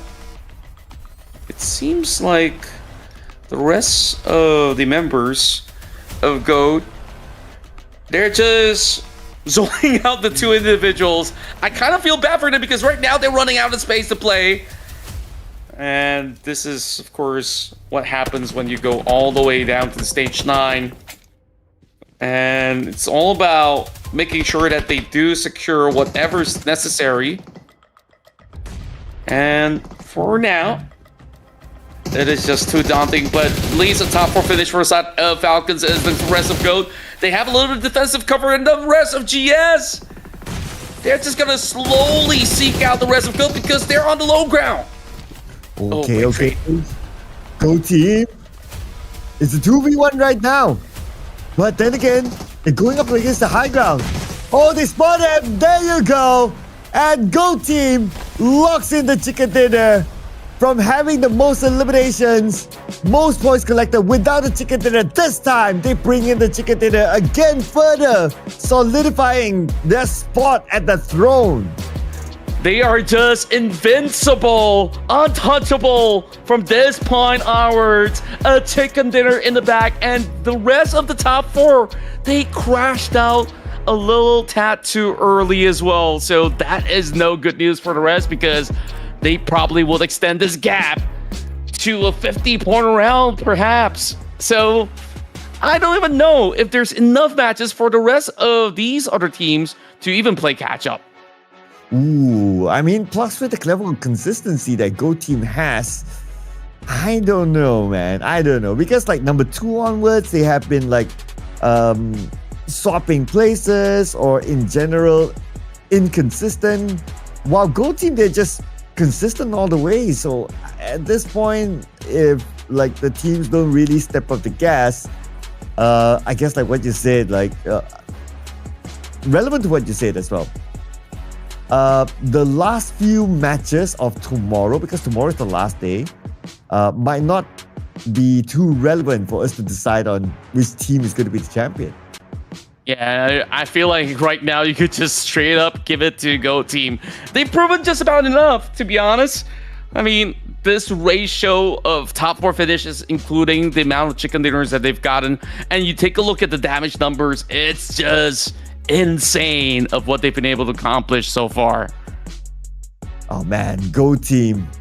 I wonder, is it going to be GEEKAY again as the MVP? I mean, he did show up a good amount of times on screen, so there could be a good chance that he might be the MVP. Besides the Go team, R8 made it into our teams to watch list, followed by GEEKAY Esports and the team that just scored a chicken dinner earlier, GS, up here as well. So I guess we can also consider that GS has probably found the level of consistency that they have been looking for. Indeed, and I gotta say that also includes GEEKAY as well on how they've been able to still somehow survive through that battle by the bridges. And now we're comparing both the GOATs as well as GS for the amount of damage that they've been able to dish out throughout the round. GS, they've been consistent, like you said. I definitely think that they are potentially within the grasp of top 5. Yeah, there's a big potential there. That's why I can't wait to see the overall charts. But before that, of course, we have to award the MVP. And again, it's going to be GEEKAY. Not the sexy 9 eliminations, but this time it's going to be 6 eliminations with Only 769 damage. That is very efficient. Yeah, I mean, this guy can actually take a break and nobody will be faulting him because 6 elimination is still quite the number out there. I mean, this is a pro player lobby where it is not easy to even get anywhere close to 5 frags alone.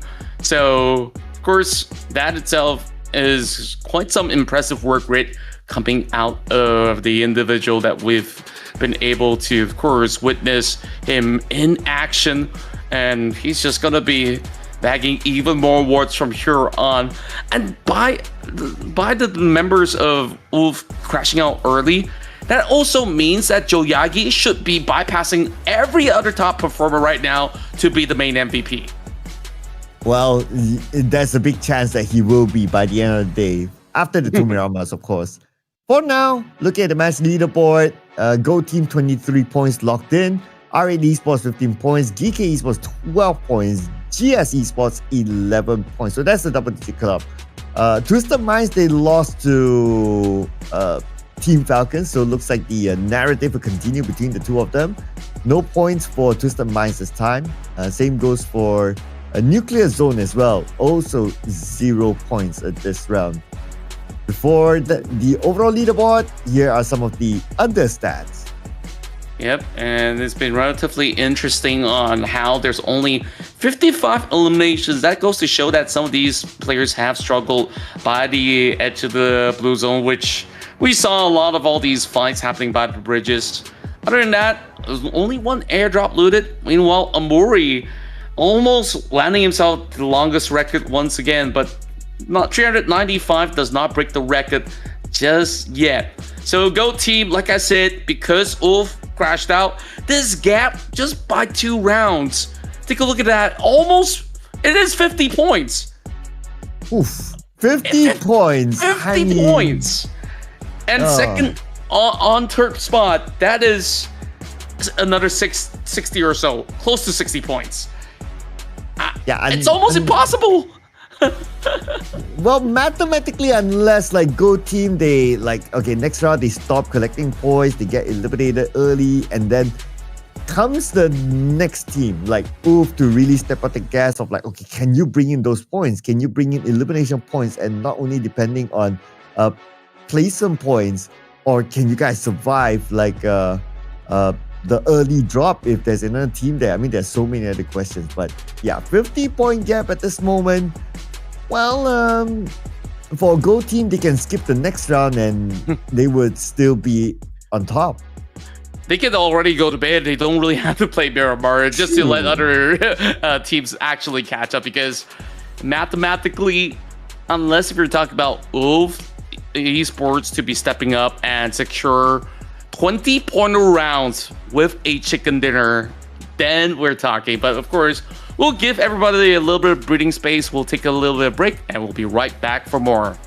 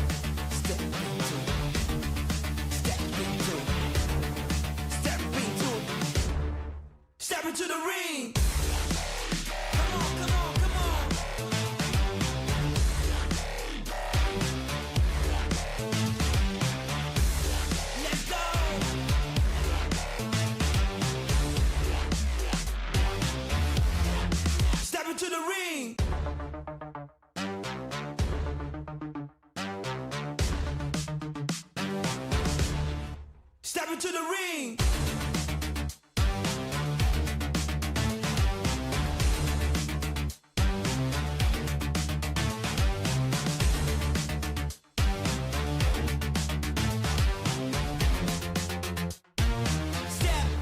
Step into the ring. Step into the ring.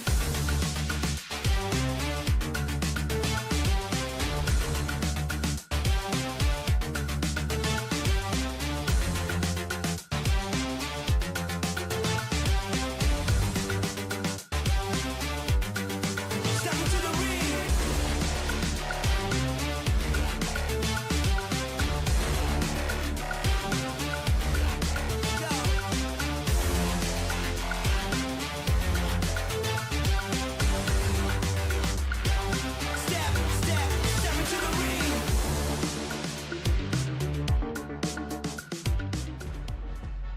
Well, Go Team just came out of a Go performance with another chicken dinner. Welcome back to the Ruthless Regional Showdown, ladies and gentlemen. And we're done with the Erangel matches. After this, we're going to switch up the map into Miramar. Will Go Team continue to be the GOAT? We need to find out. I think that it is very highly possible that they will continuously dominate throughout the course of the field. And for most part, I think like the rest of these teams are just trying their level best to at least secure themselves a podium spot. So I just really wanted to see who's going to be able to triumph up in these matches in Miramar, because the GOATs, they're not going to be struck down in at least another 4 rounds, so to speak. Well, on the bright side, for other teams at least, there's still tomorrow. So that means it's a total of 7 games, including the 2 Miramars that we will be seeing after this. Well, unless if Go Team continues to perform, even though, okay, chicken dinner is one thing, but if they continue to perform by bringing in the points, however it is, maybe by eliminations, even though they don't score the chicken dinner, that's okay. Then they might render tomorrow to be like, you know, maybe the last 2 games should not be too relevant for a Go Team.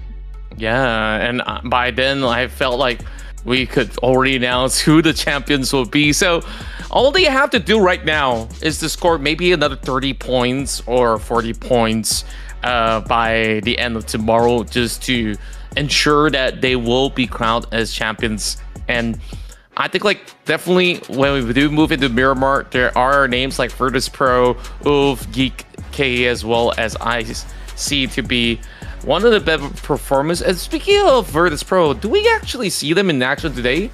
I don't think so. Ooh. Right? Yeah, I don't think so as well. Yeah. Interesting. Yeah, because yeah, I don't think so as well. So I guess we can kind of put that aside as well. But I wonder if okay, but the other thing that kind of interests me as part of the top Miramar performance is that there is no Go Team there. So yeah, interesting. So does this mean that based on the stats, this could be the 2 maps that like teams like OOF or any other team that is like number 2, number 3, number 4 to finally catch a Go Team? It could potentially be the case where they will be able to just really get themselves into a really strong position. So we're gonna see how this one's gonna go, because Miramar may not have shown that it is their strongest suit, but they could still make a splash. So can't wait to find out. Well, the only part that they can make a splash is on the seawater of Miramar. Definitely not the sands. But also, okay, Miramar also, we commonly see a fight between Twisted Mind and also Team Falcons. And so far, again, the record of Phase 2, it's all the way Team Falcons. I'm looking at Twisted Minds. They are out of the plane. They're heading towards at least the direction of St. Martin. But I don't see Team Falcons yet. We might need to wait for a little bit more before we are able to identify where they are exactly. And, you know, it is pretty interesting on these kind of stats between Falcons as well as Twisted Minds. They fight in every single map except for Rondo. And Rondo's the kind of map that they both get to fully farm out. So just looking at this current scenario, really seem like all these teams are absolutely ready for a brawl as we are taking a look at what's going on in Hacienda del Patron. And this is going to be a tough call onto how it's going to play out as we're seeing a nade now set right in. Kara now puts the grenade right through, finds it, gets the knock. Marcel. Oh, okay, he sees. Is he able to flank? Oh, okay. Oh, wait a second. That didn't happen. He actually jumped down. And Lewis got down by Demi. Okay, Kara, 3 players left. They could still do it though. But GEN.G, they managed to even up the odds. 3v3 now. Just in this early exchanges, it's been rather close of a call.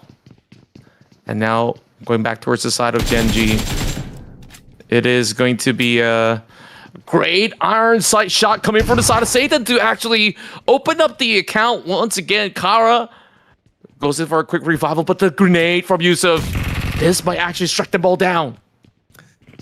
Oh, but it did not connect cleanly enough. Danny on the outside window, he sees his target, but he failed to pull the trigger in time. But ETSH eliminated while this was happening, but we're also having another fight elsewhere. Okay, the elimination feed is going wild. We'll check back on that later because right now GEN.G receives damage and they managed to get Icon down. So now it's only one more player left. But we switch over. Okay. I'm trying to catch up to the action here. Okay, which team are we looking at now? Okay. All right. ARCred now. ARCred. Okay. Okay, there we go. ARCred does get the high ground advantage as they do pin one out. And ARCred will have Durham once again coming up really clutch in these kind of moments. Gotta see if they would be able to eventually circumvent the rest of these players inside of the church territory. Nuclear zone now pushes out. Bat Boy is definitely looking for a desperate attempt to trade this one out, but it isn't going to be all too easy of a task. And seemingly, this is going to be a little bit more of a straightforward ordeal. So at least 1 point being gained from the side of AP Carino. But it's far from over. Impala of all spots for them to brawl out as they went in for this hot drop. But back towards the side of Hacienda, it doesn't seem like they've been able to settle the score just yet, even despite all that's happening. But R8 are also looking to join in the party. Well, looks like the Hacienda fight will continue on as well with GEN.G now. Playing without Satan, he's down on the ground. Dami will face the ground as well. Only Yusuf left the final player of GEN.G against Kara, who managed to reset. Oh, but is there another name from another team? Oh, it's R8. They're going to join in the party. Yeah, R8 has been waiting in the wings, and now they infiltrate. They might be able to at least help out GEN.G. So this is just going to be a tough struggle for both sides. And lock and loaded we go. It is just going to be a tight squeeze of space right at this moment. And here we are with Yusuf now taken off the list. GEN.G, they walk away with no points. Oh, now Kara. Oh, but the moment GEEKAY comes in, Kara gets eliminated. And then more. Oh, wait a second. There's R8 now. Jump shot comes in by Marv with a DBS. Beautifully executed. Now GEEKAY. Only Kevin left here. He's on the outer side. Prestige will try to chase him down with an S12K. He's right behind this rock. And he will be eliminated. R8 is the final team to stand tall in Hacienda. R8, they just went in as a third party and they just absolutely swept both sides to score 7 points this early. we're only in like what, stage 1 and or stage 2 perhaps, but the journey continues on. They still have majority of their main members, and that is just great news for the rest of the field. So that being said, though, it is still a long journey up ahead, so they will have to eventually cut into Los Lunas. Take a look at how empty the space is inside the zone. Plenty of area for them to work it out. I know, right? Stage 1, but we are down to 9 teams. And out of 9 teams, only 34 players. So that's a lot of land. And one of the biggest maps in PUBG Mobile Esports. Oh, I guess this is the time where we can expect action to take a chill. This is going to be a slow run for the meantime. Whereas for the entire course of the party as well. So right now, GOAT team, they do have a little bit of an area for them to work it out, but it's going to be Ove that does aggress towards the side of R8. And the problem is, R8, they had to finish off the other fight inside of Hacienda, and now leaves them stranded just by the edges of the corners of St. Martin. Solas now gets a glimpse, but not quite enough to take it down. The blue zone might actually take him out instead. Looking to draw it closer. That Molotov does not connect. But once more, he's going to be able to attack him down low again, forcing him to use whatever first aid he has. But how many more do they have, and can they continue to tank this one? We're heading on to stage 2 in about 15 more seconds. And it is Miramar, so the distance between these teams and getting into the circle is quite huge. Oh, but here comes R8. Oh, man. 3 teams around St. Martin. They will fight for, well, St. Martin, I guess, when it's not even in the circle. Like the way you actually put it.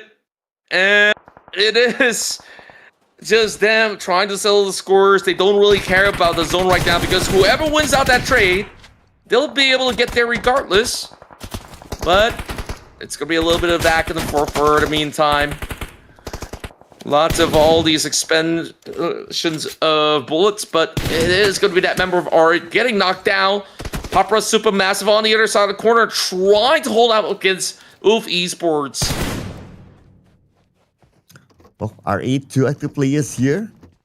One of them is going to be Amori and Skayton. They're not really betting for this area. PAPARA Supermassive in joining in on the fight as well. They got Aaron, the top player for Ulf. And this will be elimination number 8 for PAPARA Supermassive. They continue to rack in the points. Yeah, they're just doing so well. This is by far their best run. 8 points. And these guys, they're just fighting tooth and nail for whatever they could actually find. And I'm pretty sure that they could actually do so much more. They're looking very relatively healthy, but they are trying to suppress the rest of R8 by just boxing them in. Right, and while all this is happening, these teams are 2,300 meters away from the circle, so that's going to be their second problem. On the elimination field, Falcons in the fight with the MADBULLS. And back onto the St. Martin area. You know what? This is like the previous round. It's a lose-lose situation for both sides. Indeed. And I think, like, sometimes, you know, you just want to go and have a go over onto all the other teams because maybe this is not entirely a map that, you know, favors them from the location, which is why, like, they might as well take whatever possible team fights that might end up with them gaining even more. But PAPARA Supermassive, they're already dropping very low in the health bars. R8, I'm just really surprised that they've been able to hold out for so long, considering that they had to take the battle inside of Hacienda, they have to take a battle with Ulf, and now it is going to be Kamikaze finding the angles.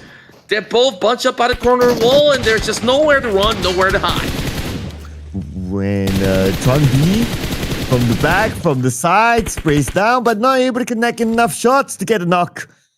But he has to think about himself as well. He only has 2 first aids, and we are coming to stage number 3, and look at how far they are from the circle, Contra.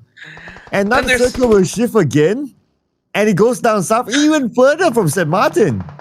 Oh boy. Also take a look at the fight that's going on between MADBULLS, ARCred, as well as Falcons. 3 teams bunched up all together. And I also don't think that it's going to work out either ways for these guys who's spending too long. So more and more battles. Hey, it's going to be a quick wrap to the end of the night, I guess, if that's going to be the kind of situation that they put themselves into. So we'll see how well will they be able to handle the pressure of the blue zone. Stage 3, and there's only 3 more first aid kits for the side of Hardboy. But there definitely is a heavy overlooking from the hillside. And it's Generalis within the zone. Plenty of space and opportunity for them to trade out. But oh! That's a big tag coming from Goat. I'm just taking a wild guess that that shot might just come in from Joyagi, which has been their sharpshooter thus far. Yeah, I think so as well. They were in that lower ground position. But you know what? Now that we have Goat Team on our screen, I also want to point out the fact that they are still a full team in the circle. All their closest contenders either have been eliminated or they're down to only 1 or 2 players. So that would just tell us that whatever it is, Goat Team will continue to extend their lead at the top. Interesting. Maybe after the past rounds, I'm just speculating, right? That, oh, they saw that Goat Team has been leaps and bounds ahead. And right now, maybe they just felt like a little bit demoralized. It was like, oh, what's the point of, like, you know, getting all these points when it's almost impossible to reach up against Goat? But somebody's got to try, right? Yeah, but nobody's really putting attention onto them. Instead, it's like Team Falcons putting attention on the ARCred right now. And Navarro, he is literally low on health right now. He has to heal, but he's taking his time. Gets into the vehicle, he can heal at the same time, but looks like Ali is going to chase him down. Ali gets down from his vehicle. They know that he's in critical situation right now, but somehow he's able to escape for now. For the moment, that is, but oh boy. It is going to be a hard boy there. Getting a couple of all these stray shots, and it's 6 points already for the side of ARCred. A circle shift again. And where will it go? Goat Team there on the south though. And they will still get the circle together with BOARS and Twisted Minds and also MADBULLS who just came in. Oh boy. Take a look at BOARS' position. They got the farmhouse directly smacked over onto the top side of the hill. A very difficult position for any other team to really flush them off from. So I'm kind of liking the odds for BOARS to somehow claim themselves a chicken dinner, if that's going to be the case. Yeah, I mean, there is that possibility. Well, I mean, there are also other teams that could deny that that thing from happening. We'll need to wait and see because there's still 7 teams here, but that number could change with the fact that Lord from Twisted Minds, he is gunned down. Scarface with his high guard advantage against Wash that's just right in front of him. Wash got to be careful. The moment he peeked out, Scarface will try, but to no avail this time. And there's just not too many points being gained for the side of Ulf Esports. It doesn't help that they only have 1 member left. Now it is going to be ARCred going on a rampage already. And next team to battle is going to be them. I think they've done just about good enough for the moment. So we have to also see how else does this one play out. Whereas for the rest of the course of the field, it seems like there's just plenty of all these areas that they could actually claim. So we just gotta put it all out for the moment. There's still hard to tell who's gonna be able to at least hold on firm. BOARS, they're still playing very defensively for the moment. Oh, Lord, now. Oh, his teammate Freak is going to charge in. Okay, let's go. But Scarface, the moment he saw that vehicle, he immediately pressed the eject button. And I'm not too sure if he's able to get out of this safely. Lord will try though with his QBZ. Another attempt, long range at Scarface. And somehow Scarface will survive. Ooh. Scarface so far still showing off his prowess in his engagements as well as survivability. The rest of BOARS, they're now taking different sectors of the point because they know everyone's going to be moving up the hillside. And it's a really smart measure to really deny whatever space necessary from being reached by all the other teams. And now, just look at the current equation. It really seemed like there's not many of all these areas that they actually push through, but it is going to be R8 that now closes in, and they try to recommit. They do get the knock. Build forward coming from the side of BOARS as the refract comes through from the side of Amuri. 1-for-1, and now they take up the fight up against him. That nade almost fully connected, but he's still alive. And there is going to be the rest of the BOARS coming right through the grenade. Good enough for Murray to hold on. Oh, but Lord, all the way from the other side of town, eliminated him. And now we're down to the top 5. And Go Team is the only team in the top 5 right now to have all 4 of their players intact, giving them the best chance of scoring the chicken dinner. This could very well be it. Go Team, once again, 4 members strong. You know, the stats may have been a little bit deceiving because overall, they did not include the Go Team on the list, and they weren't happy about that. And you know what happens when they're unhappy. They just absolutely demolish everyone in the lobby. And overall, they've been holding firm. And now, with weakened units all across the rest of the field, this is very likely another GOAT Team's game. Ooh, and for Twisted Mind, are they opening up the space around this warehouse?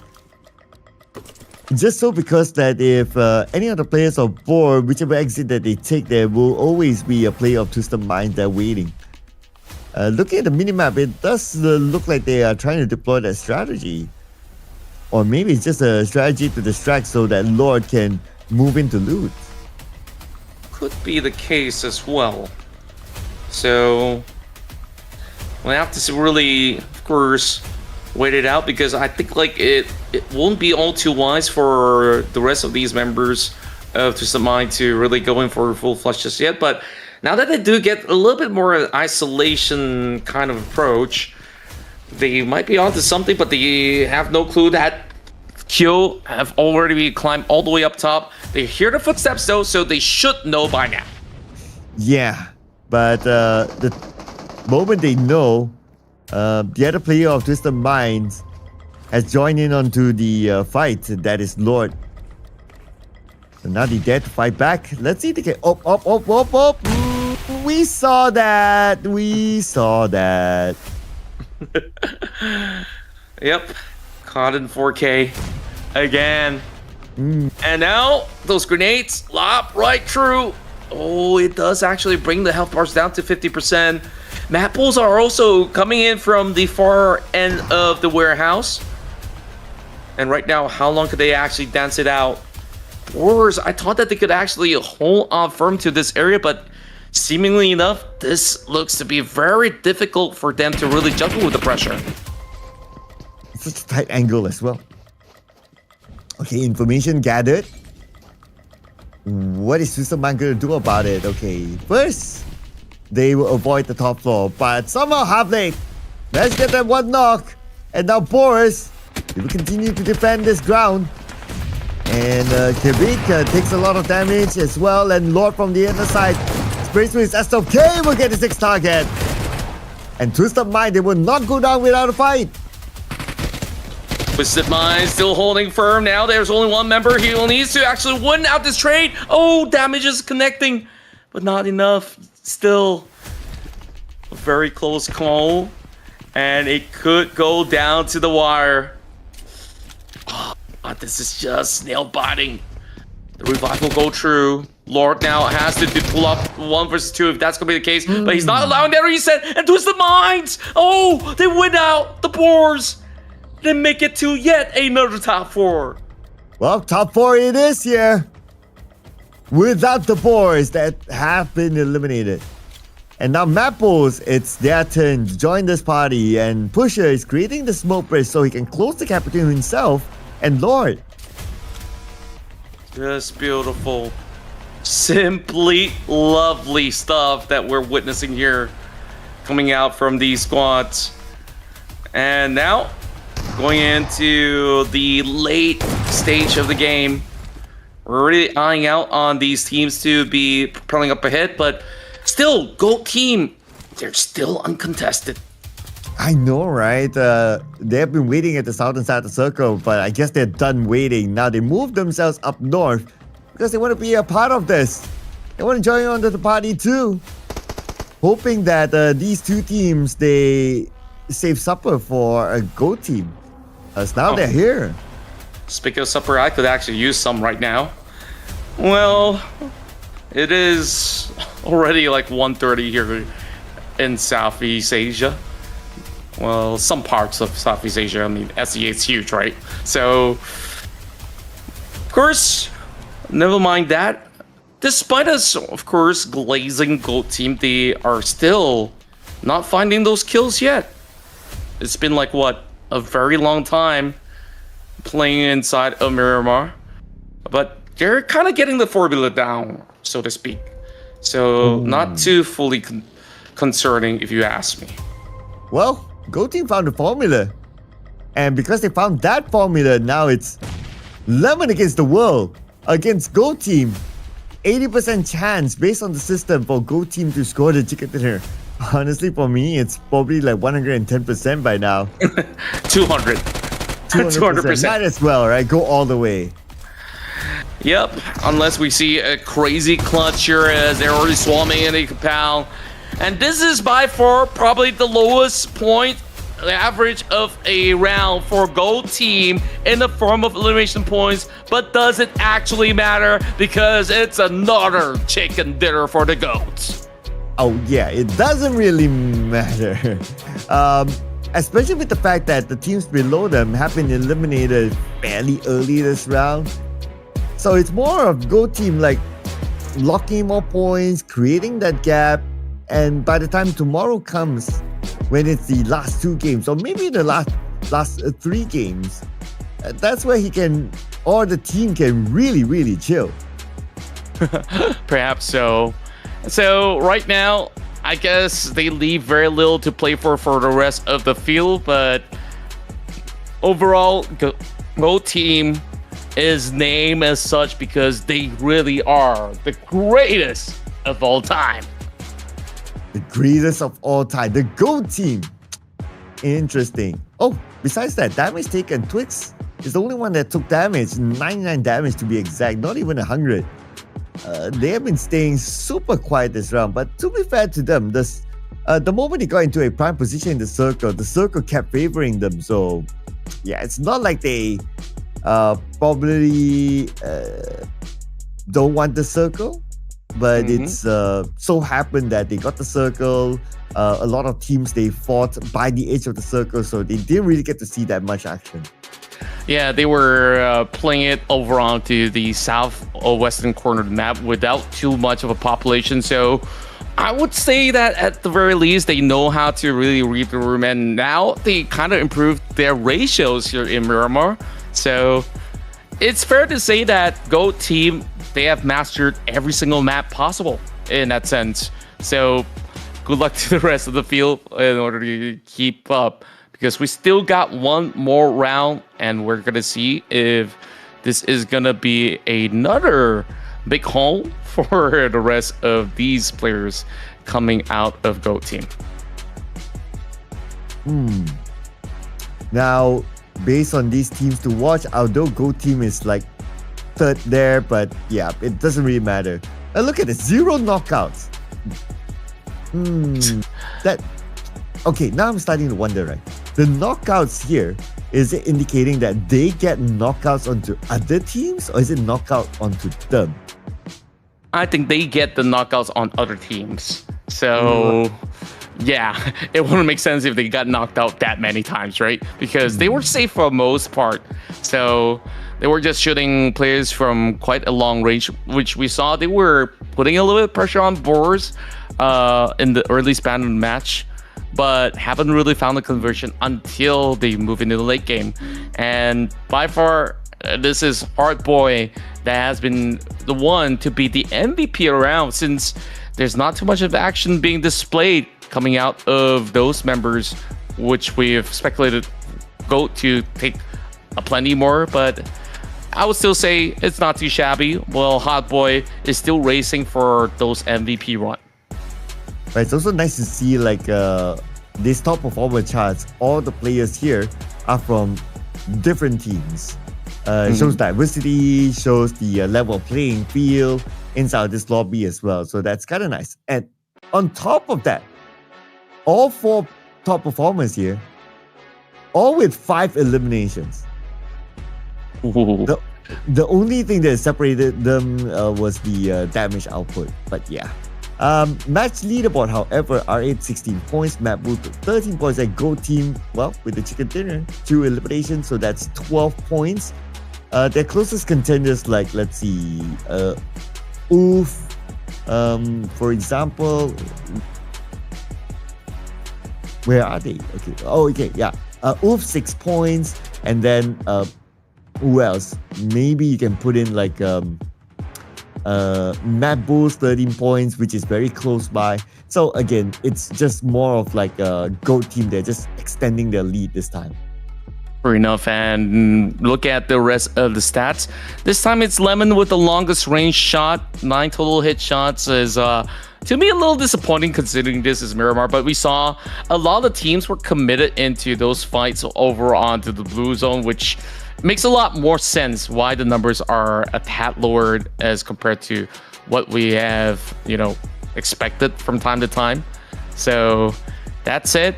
We want to see what more is there that is to be offered by our dear players in the final rounds. So we'll have to see about that. Now, here comes the updates. Yeah. I'm doing the quick math here.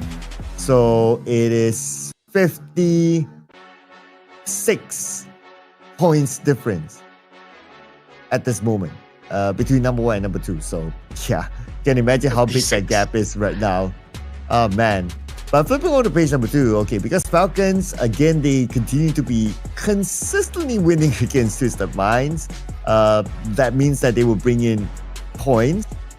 Now they rose up to number 13 with 94 points, so they're 6 points away from the 100-point mark. So that's a significant improvement by Falcons as compared to their Phase 1 performance. Phase 2 has been just Falcons all the way, as compared to Twisted Mind. That is great work for them.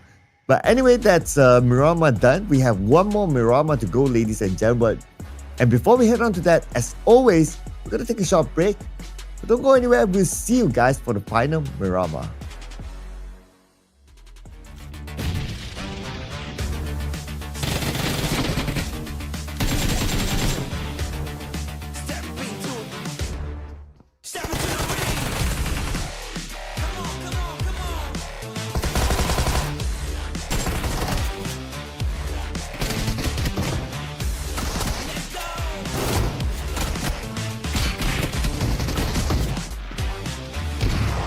Step into the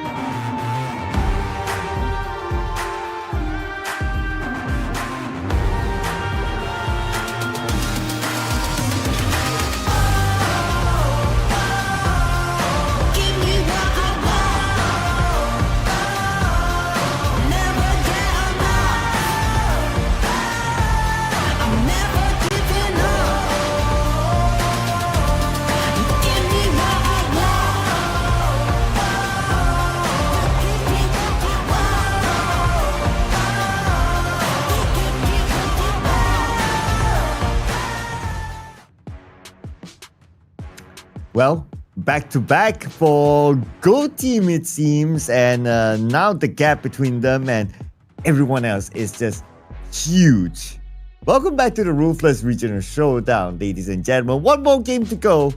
And of course, we're going to head back into Miramar really, really soon. And if again, Go Team gets it, then, well, I don't know what else to say. It could be maybe like 2 games tomorrow being the last day.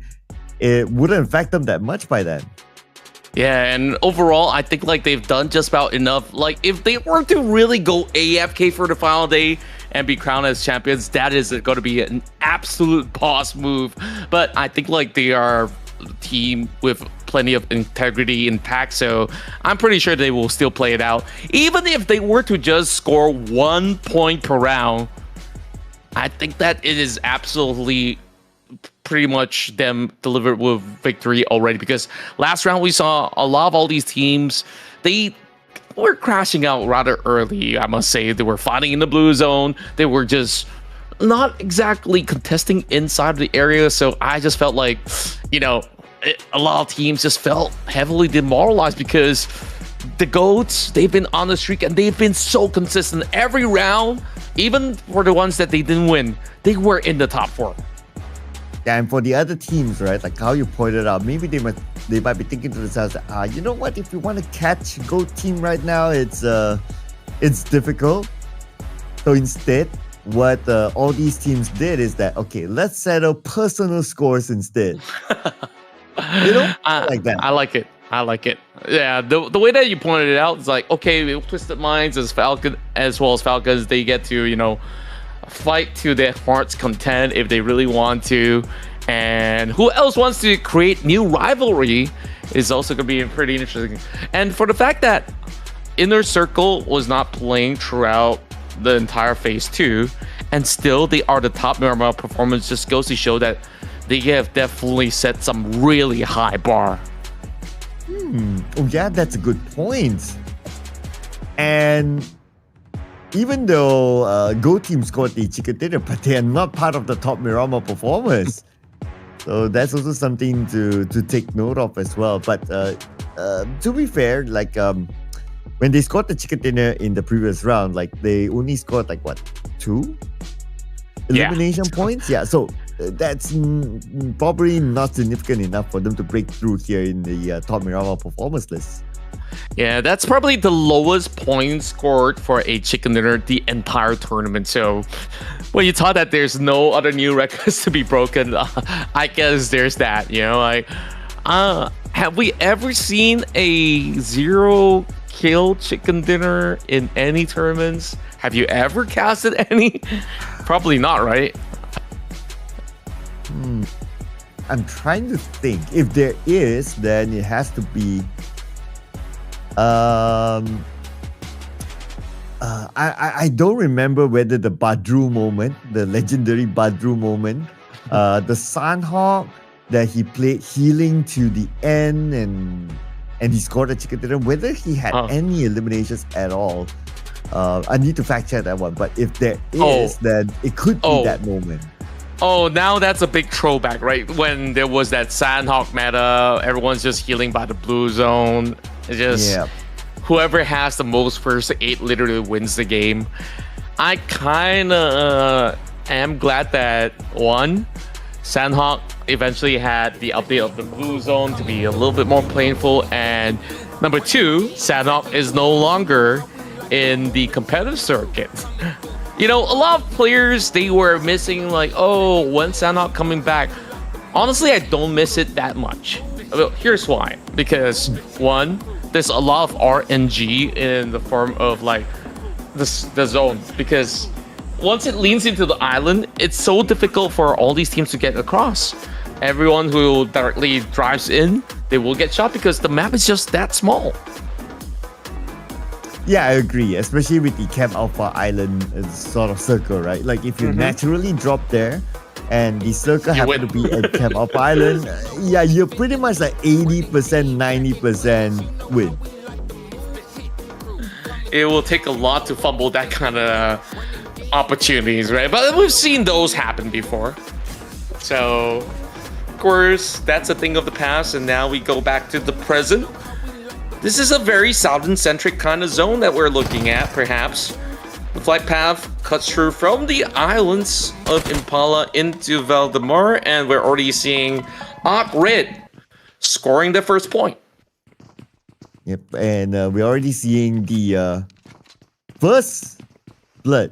Probably going to see more soon. Okay, there you go, another knock. And ARCred moves in to secure another elimination point. That's going to be Krona eliminated. 2 now for ARCred. Another one of those early fights that happened here. And what's interesting to note is that they are only starting off with, like, 3 players out here in the field. And they're just doing so much. Last round, we saw only 2 teams inside of this vicinity, and now it seems like it's a party with R8 to also join in the party. Okay, and this party area is about 2,000 meters away from the circle. So this is almost like a deja vu of like the previous round. It's like, okay, it's far away from the circle. Teams just want to come in and just fight. But who will be the victor? It's going to be kind of hard to tell at this point, especially with the fact that historically nobody wins. Like the way that you actually pointed out. That, yep, historically, it's not all too much out there. It's actually clean, but right at this moment, we're already getting a little bit of a dance-off as we see Durham trying to close in. And it is a very close call at the very least. Just looking at the current circumstance, it is going to be Nuko Zone right now, only left with 1 player, but they're fighting back up against Prestige over onto the quarter. He's kind of stuck. Nowhere else to go. Perfect shots coming from his M4. And Aprino, the final player of Nuclear Zone. And obviously his position is compromised, but the other 2 teams, they are kind of busy with each other. Speaking of busy, ETSH also busy with MADBULLS. On the elimination field, we see Spider-Man getting Nasir. But on screen, it's going to be Bad Boy locking in an elimination point, taking out Prestige. Kara in the fight with Gen.G as well. Ooh, a lot of stuff going on right now. Heartboy now gets struck down as the rest of R8 being so feisty in the early span of this matchup inside Impala. He brings the knife just to stab him from the front. Meanwhile, Kara, like I said, they've been dueling alongside with the side of Gen.G from the hilltops. And Gen.G is looking to bail out. Okay, and rightly so. They might as well focus on getting into key positions. Now back onto Impala. Okay, this fight is probably going to take a while. As ARCred 2 players here, they're trying to stop the incoming R8, and at least they got Graph.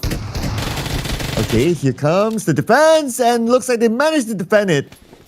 Beautifully done by ARCred, but they're not out of the woods yet because there's another team across. You know what, Sir Cloud? The final game of each night is usually a little bit wow. It's just like the Game 5 effect where everyone is just pretty much drained out from, you know, multiple rounds already. They just want to get it sorted.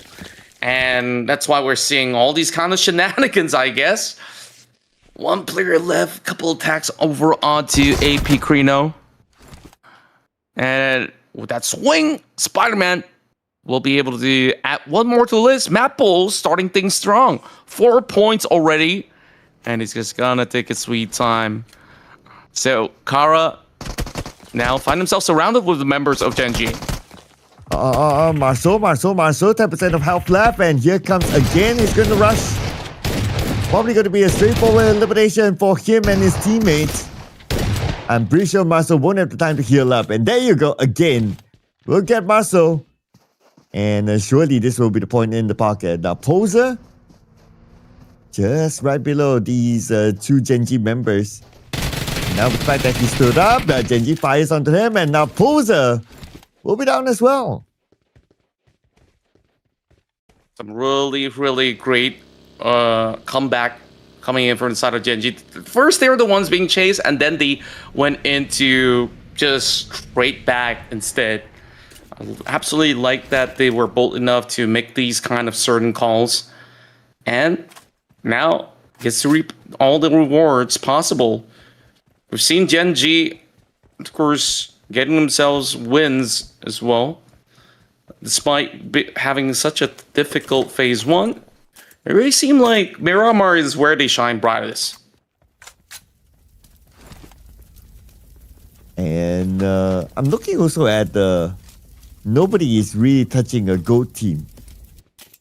And the teams below them, okay, MADBULLS, 2 players left, spending time in the blue. I would love to see like teams like try to focus on challenging GOAT team because they have been getting a free pass if you kind of think about it. Yeah, I really do think that nobody is even trying to, stop them. Like, at this race, fight the best team on the block. Because if they treat it as a scrim, I say, why the hell not? But interesting enough, nobody is doing that. Everyone's busy with each other instead. BOARS Gaming now trying to land this long-range shot. We just got L, red dot, that distance. Not sure if it's the most suitable attachment for that scenario. Yeah, might not be the best, but I guess, once again, going back to Game 5 shenanigans, anything could work so long as you put your mind into it, baby. So, that's it, though.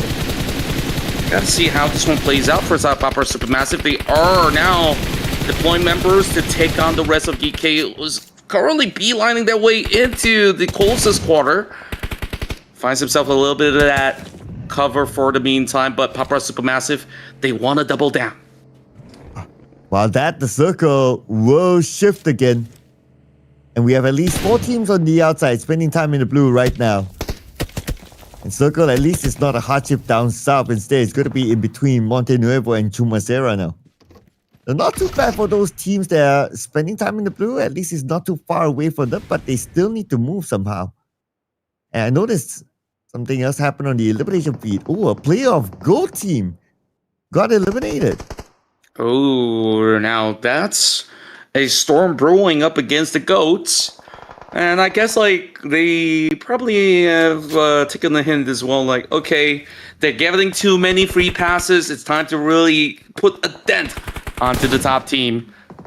And I say dent, though. It is PAPARA Supermassive still clawing their way out up against the rest of GEEKAY. GEEKAY now lingering by the blue zone. Attack being sent their way. And, they finally get to actually take one member down. And Kamikaze now goes all in, gets the drop shot done. And he should be able to heal himself back up. But Kevin, he will claim one instead. Well, GEEKAY, they want to claim a couple of elimination points based on their current position. They are waiting for the players of PAPARA Supermassive to come towards them. And that's where they might eliminate them, considering that they are kind of fresh. We didn't really see them in action much, so they have enough utilities, and there you go. Long-range damage. Maybe enough for them to get the knock. And Tranby, however, gets knocked, so that's still okay for them. Yep, so... And now, going into this corner. This fight has been taking a while for the side of GEEKAY, and now ARCred is the one that's on that pursuit. PAPARA Supermassive now racks in 4 points, and that grenade that was perfectly connected from the side of SAFG. Despite all the odds, they still find more.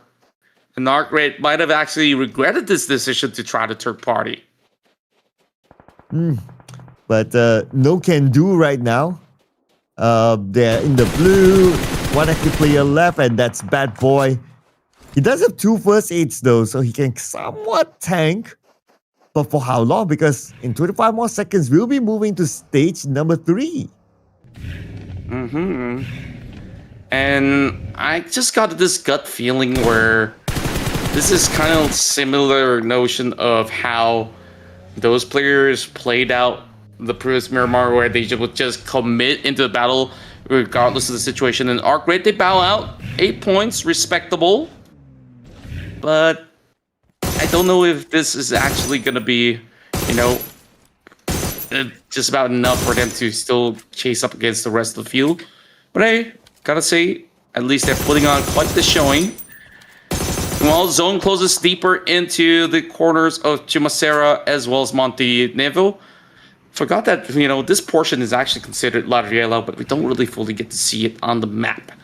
Doesn't really matter too much, just my late night OCD kicking in, I guess. Well, Twisted Minds, this is kind of like their zone. I mean, they move into Monte Nevo, and they should be able to dominate this entire field of the area by having such a head start.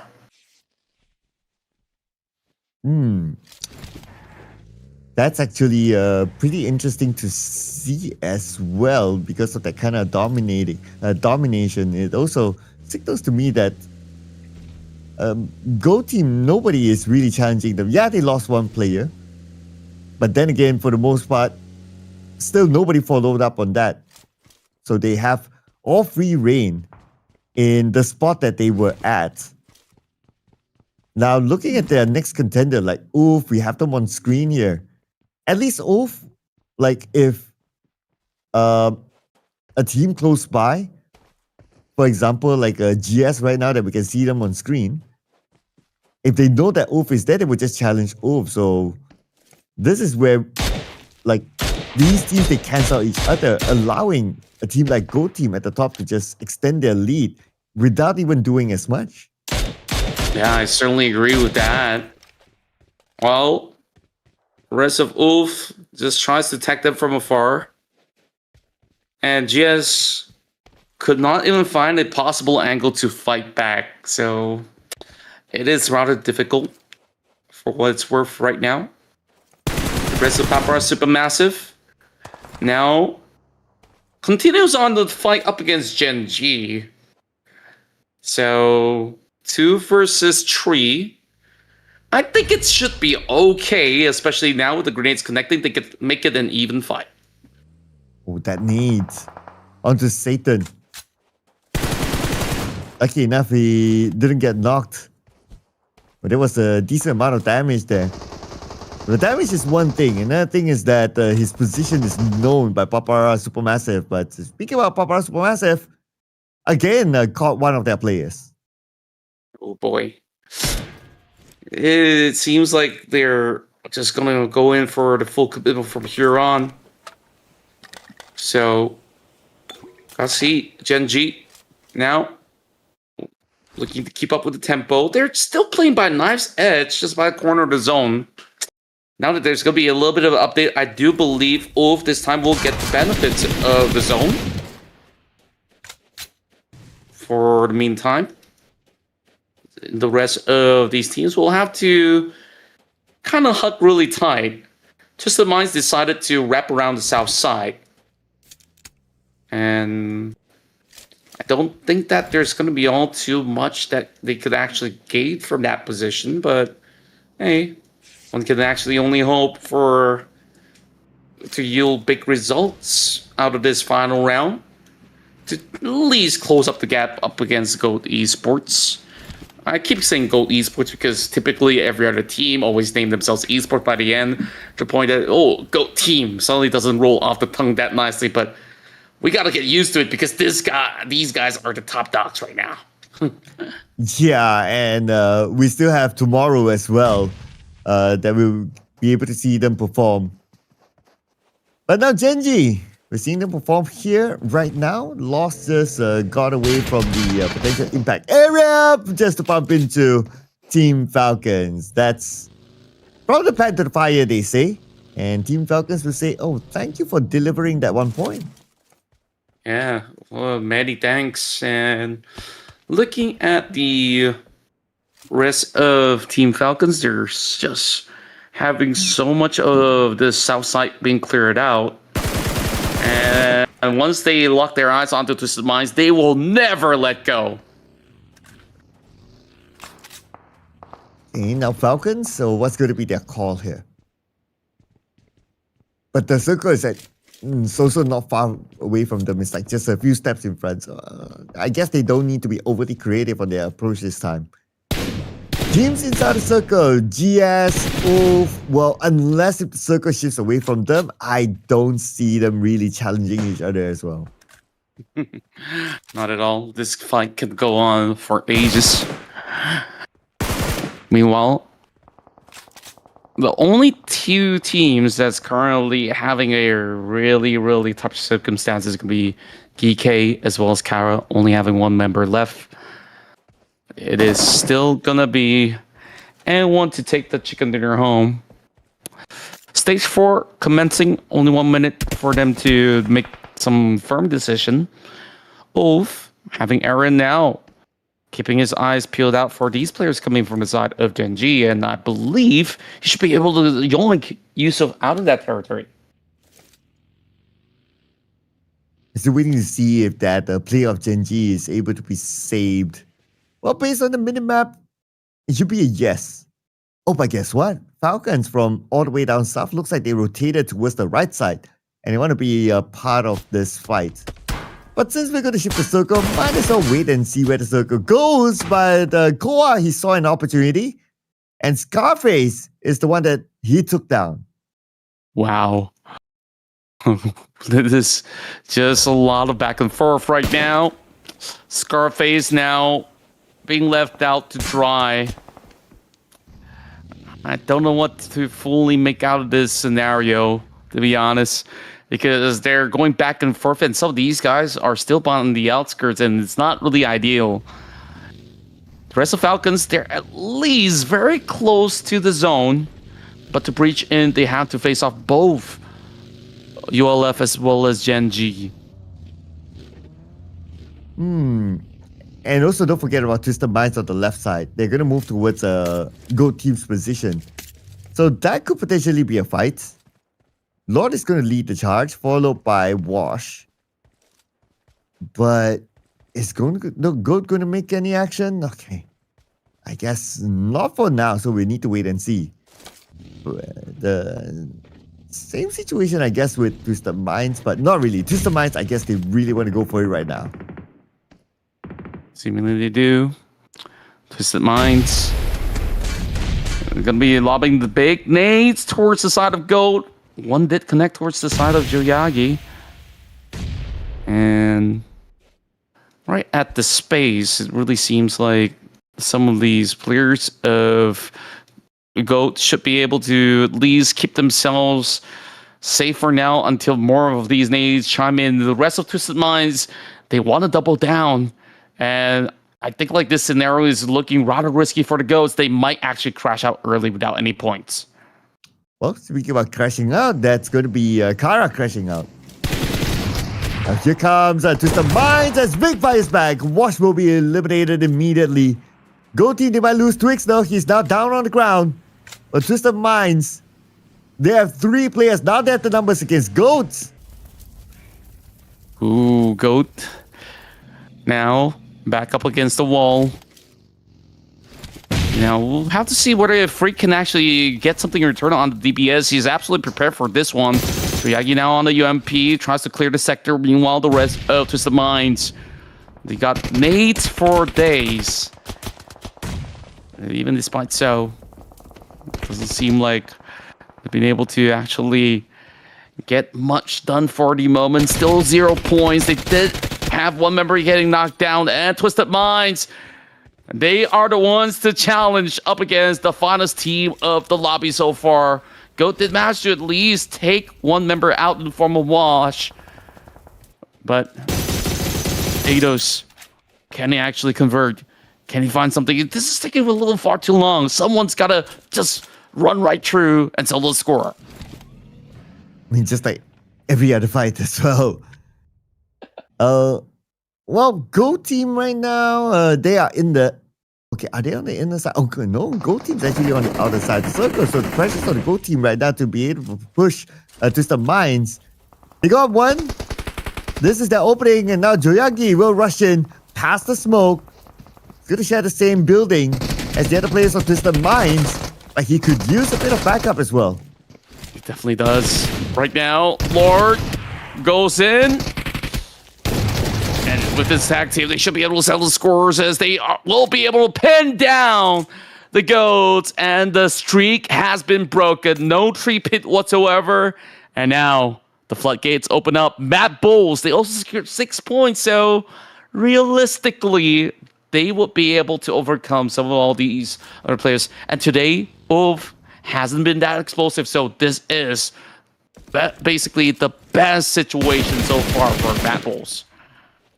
Yeah, the best chance of putting out a good show and also to close that gap significantly.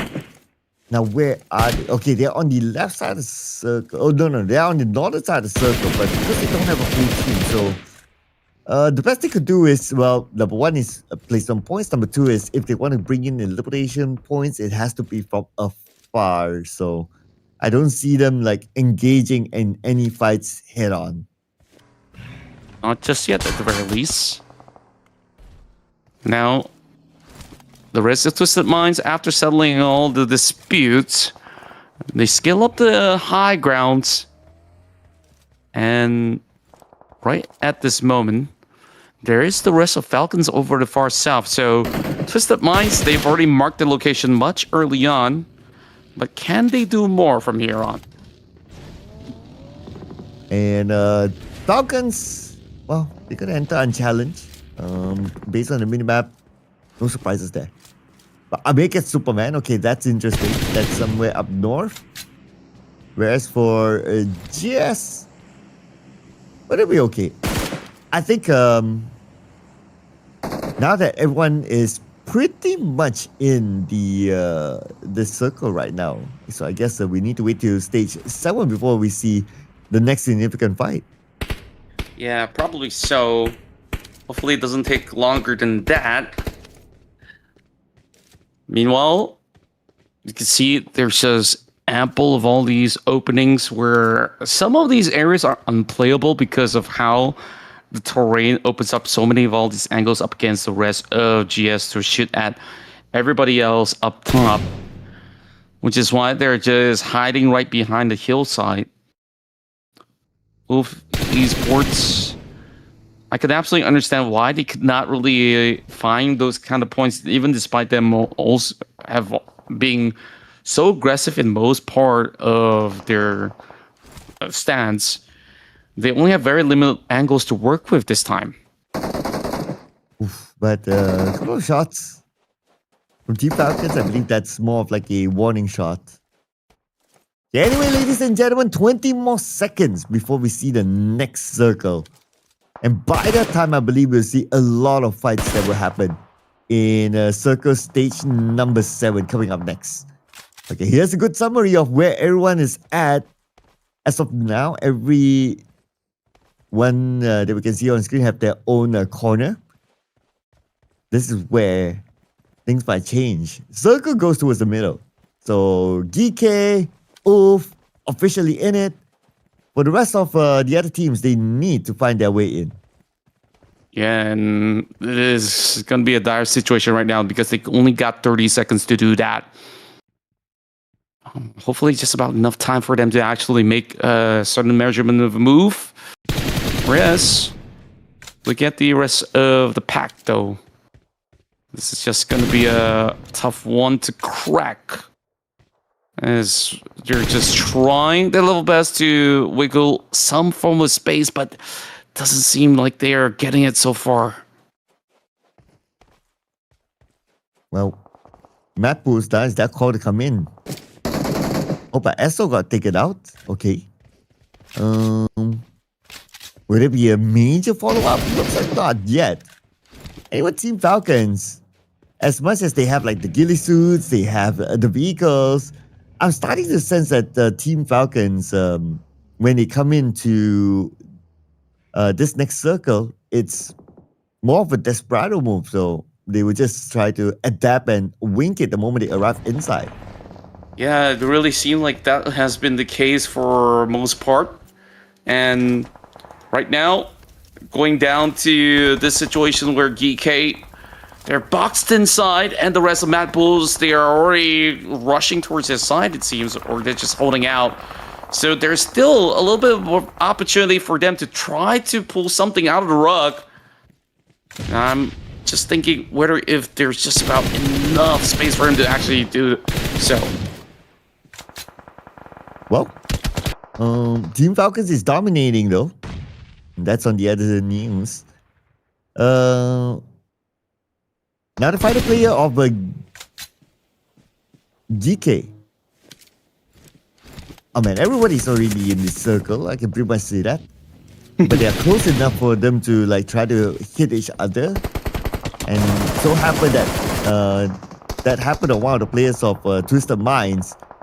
Now the elimination field, we're starting to see it light up again. Twisted Minds becomes the next team to be eliminated. Number 6 with 2 elimination points. Now, with this circle, oof, has the circle again. Yeah, there were just too many of all these teams surrounding the corners of Twisted Minds, and the Falcons have been able to best them. 5 points already into the top 5, and another one connects from SAFG, but he will soak in the entire brunt of the damage coming in from the grenade to be popped perfectly into the shack, and he'll be taken out. Meanwhile, oh, Rav, he was just looking away, and he just got caught out. Okay, can he be saved though? We can then. Well, Team Falcons looking to be a solid contender for the chicken dinner. Okay, let's see if we can get ESO and ESO eliminated. Now that means it is a 4v2v1 scenario. MADBULLS, if they could secure this chicken dinner, they might just be the ones vying for the spot and to racing up against those members of GOAT team. So we'll have to see how this one plays out. And also, don't forget about ULF. They were in the 2nd place, but they got overtaken by MADBULLS early on. Here comes the attacks coming from ARCred. He does actually connect a couple of shots over on the members of Falcons. And now it's Catch at work, pinning one out of the Falcons. We're now caught behind this airdrop. Very dependent on the airdrop to give him that level of protection. And that's definitely not sustainable. But Tulika lands a beautiful nade across. But can Aaron steal that point away? That will be the other question. Oh, he's trying his level best. And he's just so desperate. He's tagging onto the buggy just in hopes to connect. But that will be stashed away by Tulika. MADBULLS now is going to be leaps and bounds ahead. Those nades! Oh, he somehow survived. But not for long, I guess, because the rest of Falcons have already locked onto his side.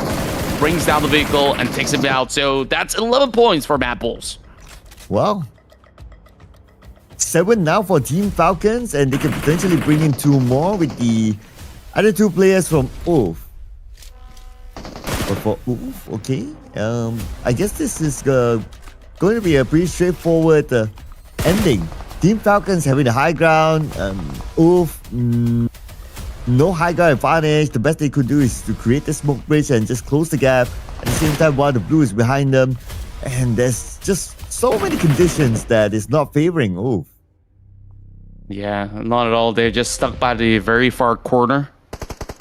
But still a 2v2 though, and it's an over-aggressive move coming from the Falcons. Driving by, and they got caught out by Catch. And looks like ULF was dominating. Okay, for a second there, I thought that Team Falcons is done, but no, not yet. Okay, let's see who will win this one is eventually Catch. On the other side, tries to land his shots, but then again, Redox obviously not showing himself. There's barely no space. This is going to be the final zone. As he'll be closing directly to the center, and somehow he finds it from the low ground. The Falcons denied their first win at ULF Esports. They claim one back. And finally, there is hope. The Wolves, they're chasing the Lambs, the Goats. And it might just be theirs by the end of tomorrow. We'll see about that because there's still 5 more rounds for tomorrow to play out. And this is perhaps the start of something as the Wolves have a fiery passion burning within them. Well, as much as they use mollies and grenades to burn in the battleground earlier on, this time they only managed to bring in 6 elimination points, 6 or 7 elimination points, which is obviously not that much. So interesting. That also indicates to me that that they cannot overtake the number 1 spot yet for two factors, of course. One is the amount of eliminations and points that they got in this round. The other factor is that the gap is already too big. You need more than just this round for another team to potentially push down a team like Gold. Yeah, that is for sure. And also, we also have to have consideration for MADBULLS to also have decent amount of points being acquired before they falter, and they did manage to at least achieve a top 3 finish. So I would still think that MADBULLS, they are very close in the form of results up against ULF this time around because of just sure firepower being displayed.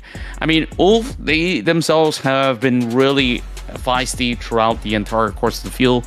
But to me, what was definitely something that I didn't really expect too much was FALCONS now bouncing back up as the Europeans have been able to get themselves into the top 3. I think they were just lacking a couple of these elimination points, which is why they are currently placed 3rd. And looking at the number ratios, though, they did plenty of damage this round. Yeah, that's a really good point. I think if you want to award like the best performing or the most improved team so far, right? Or maybe even if you want to zoom into today, it's definitely Team FALCONS. Not only because they won against Twisted Minds, but after they win against Twisted Minds, we can see them bringing in more points to the team. So great work for Team FALCONS. Maybe we'll see the best of them tomorrow. But we will see, or we have seen the best of our MVP this round. That is Tulika from MADBULLS with 6 eliminations and 1,176 damage.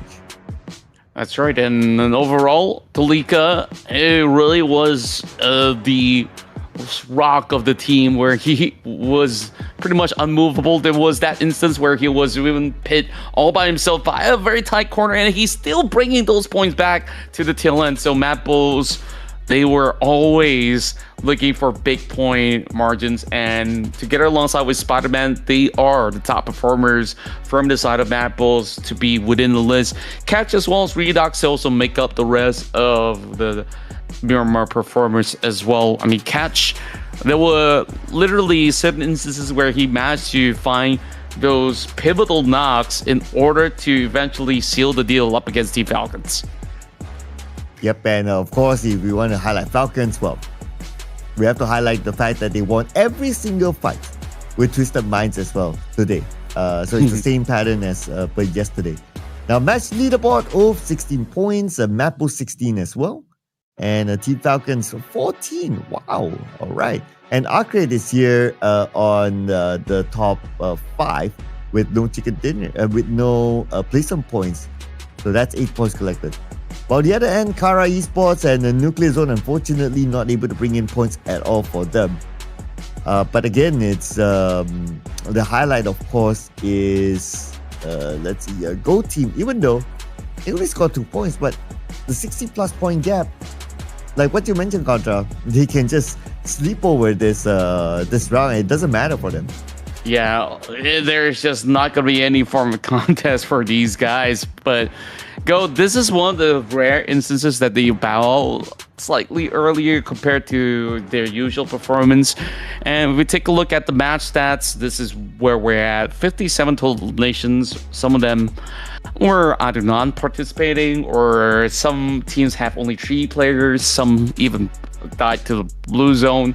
So it kind of dwindled down the numbers for a little bit, and yeah, I'm getting a little bit more and more disappointed on the hit shot ratios in Miramar. Like, Erangel had twice as much hit shot ratios, and of course, when we talk about the overall MVP, it has been Joe Yagi. There was that round where he secured 9 eliminations by himself. Oh yeah, that is, I believe, the most for a individual player so far in the Ruthless Regional Showdown. And Joyaki is basically claiming back his throne. He was the overall MVP during phase 1, and his teammate at some point overtook him, and now he's back on his own seat there.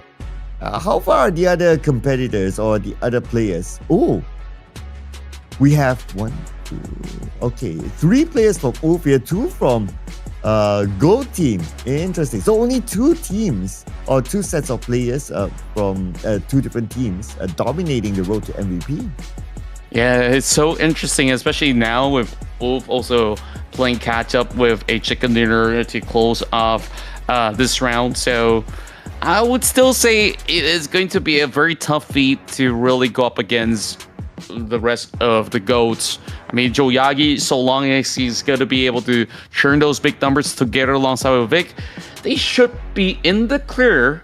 And when we make comparisons, Scarface is actually very close to Joyagi's performance right now, only short of 2 elimination points.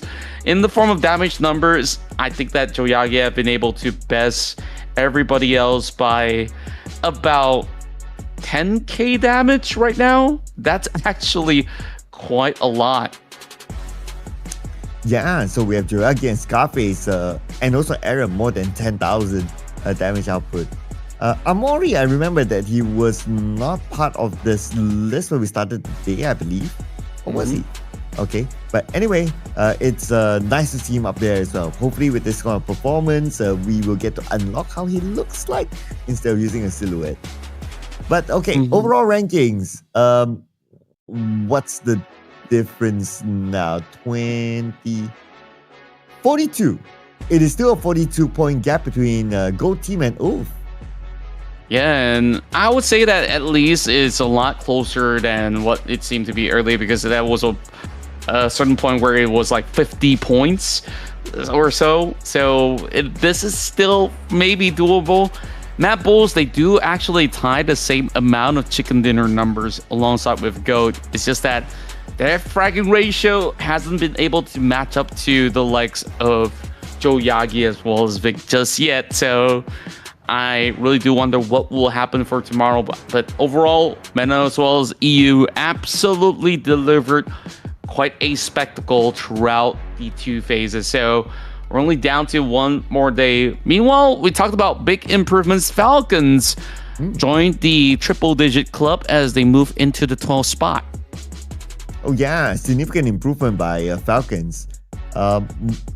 By now, for them to catch the number 1, well, we can kind of say that it's pretty impossible. But if they want to be in page 1, sure, that is very possible. Maybe in top 5 for Falcons would be kind of possible as well, depending on how they will perform tomorrow.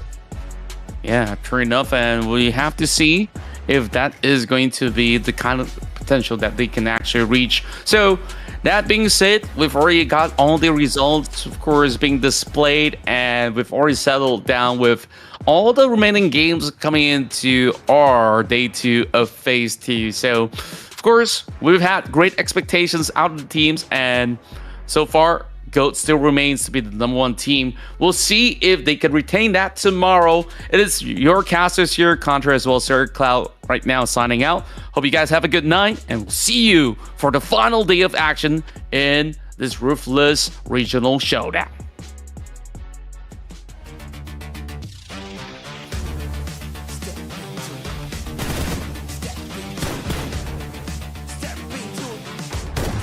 Step into the ring.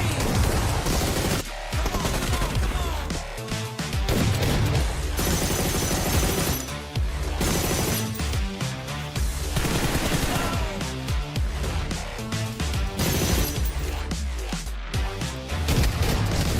into the ring.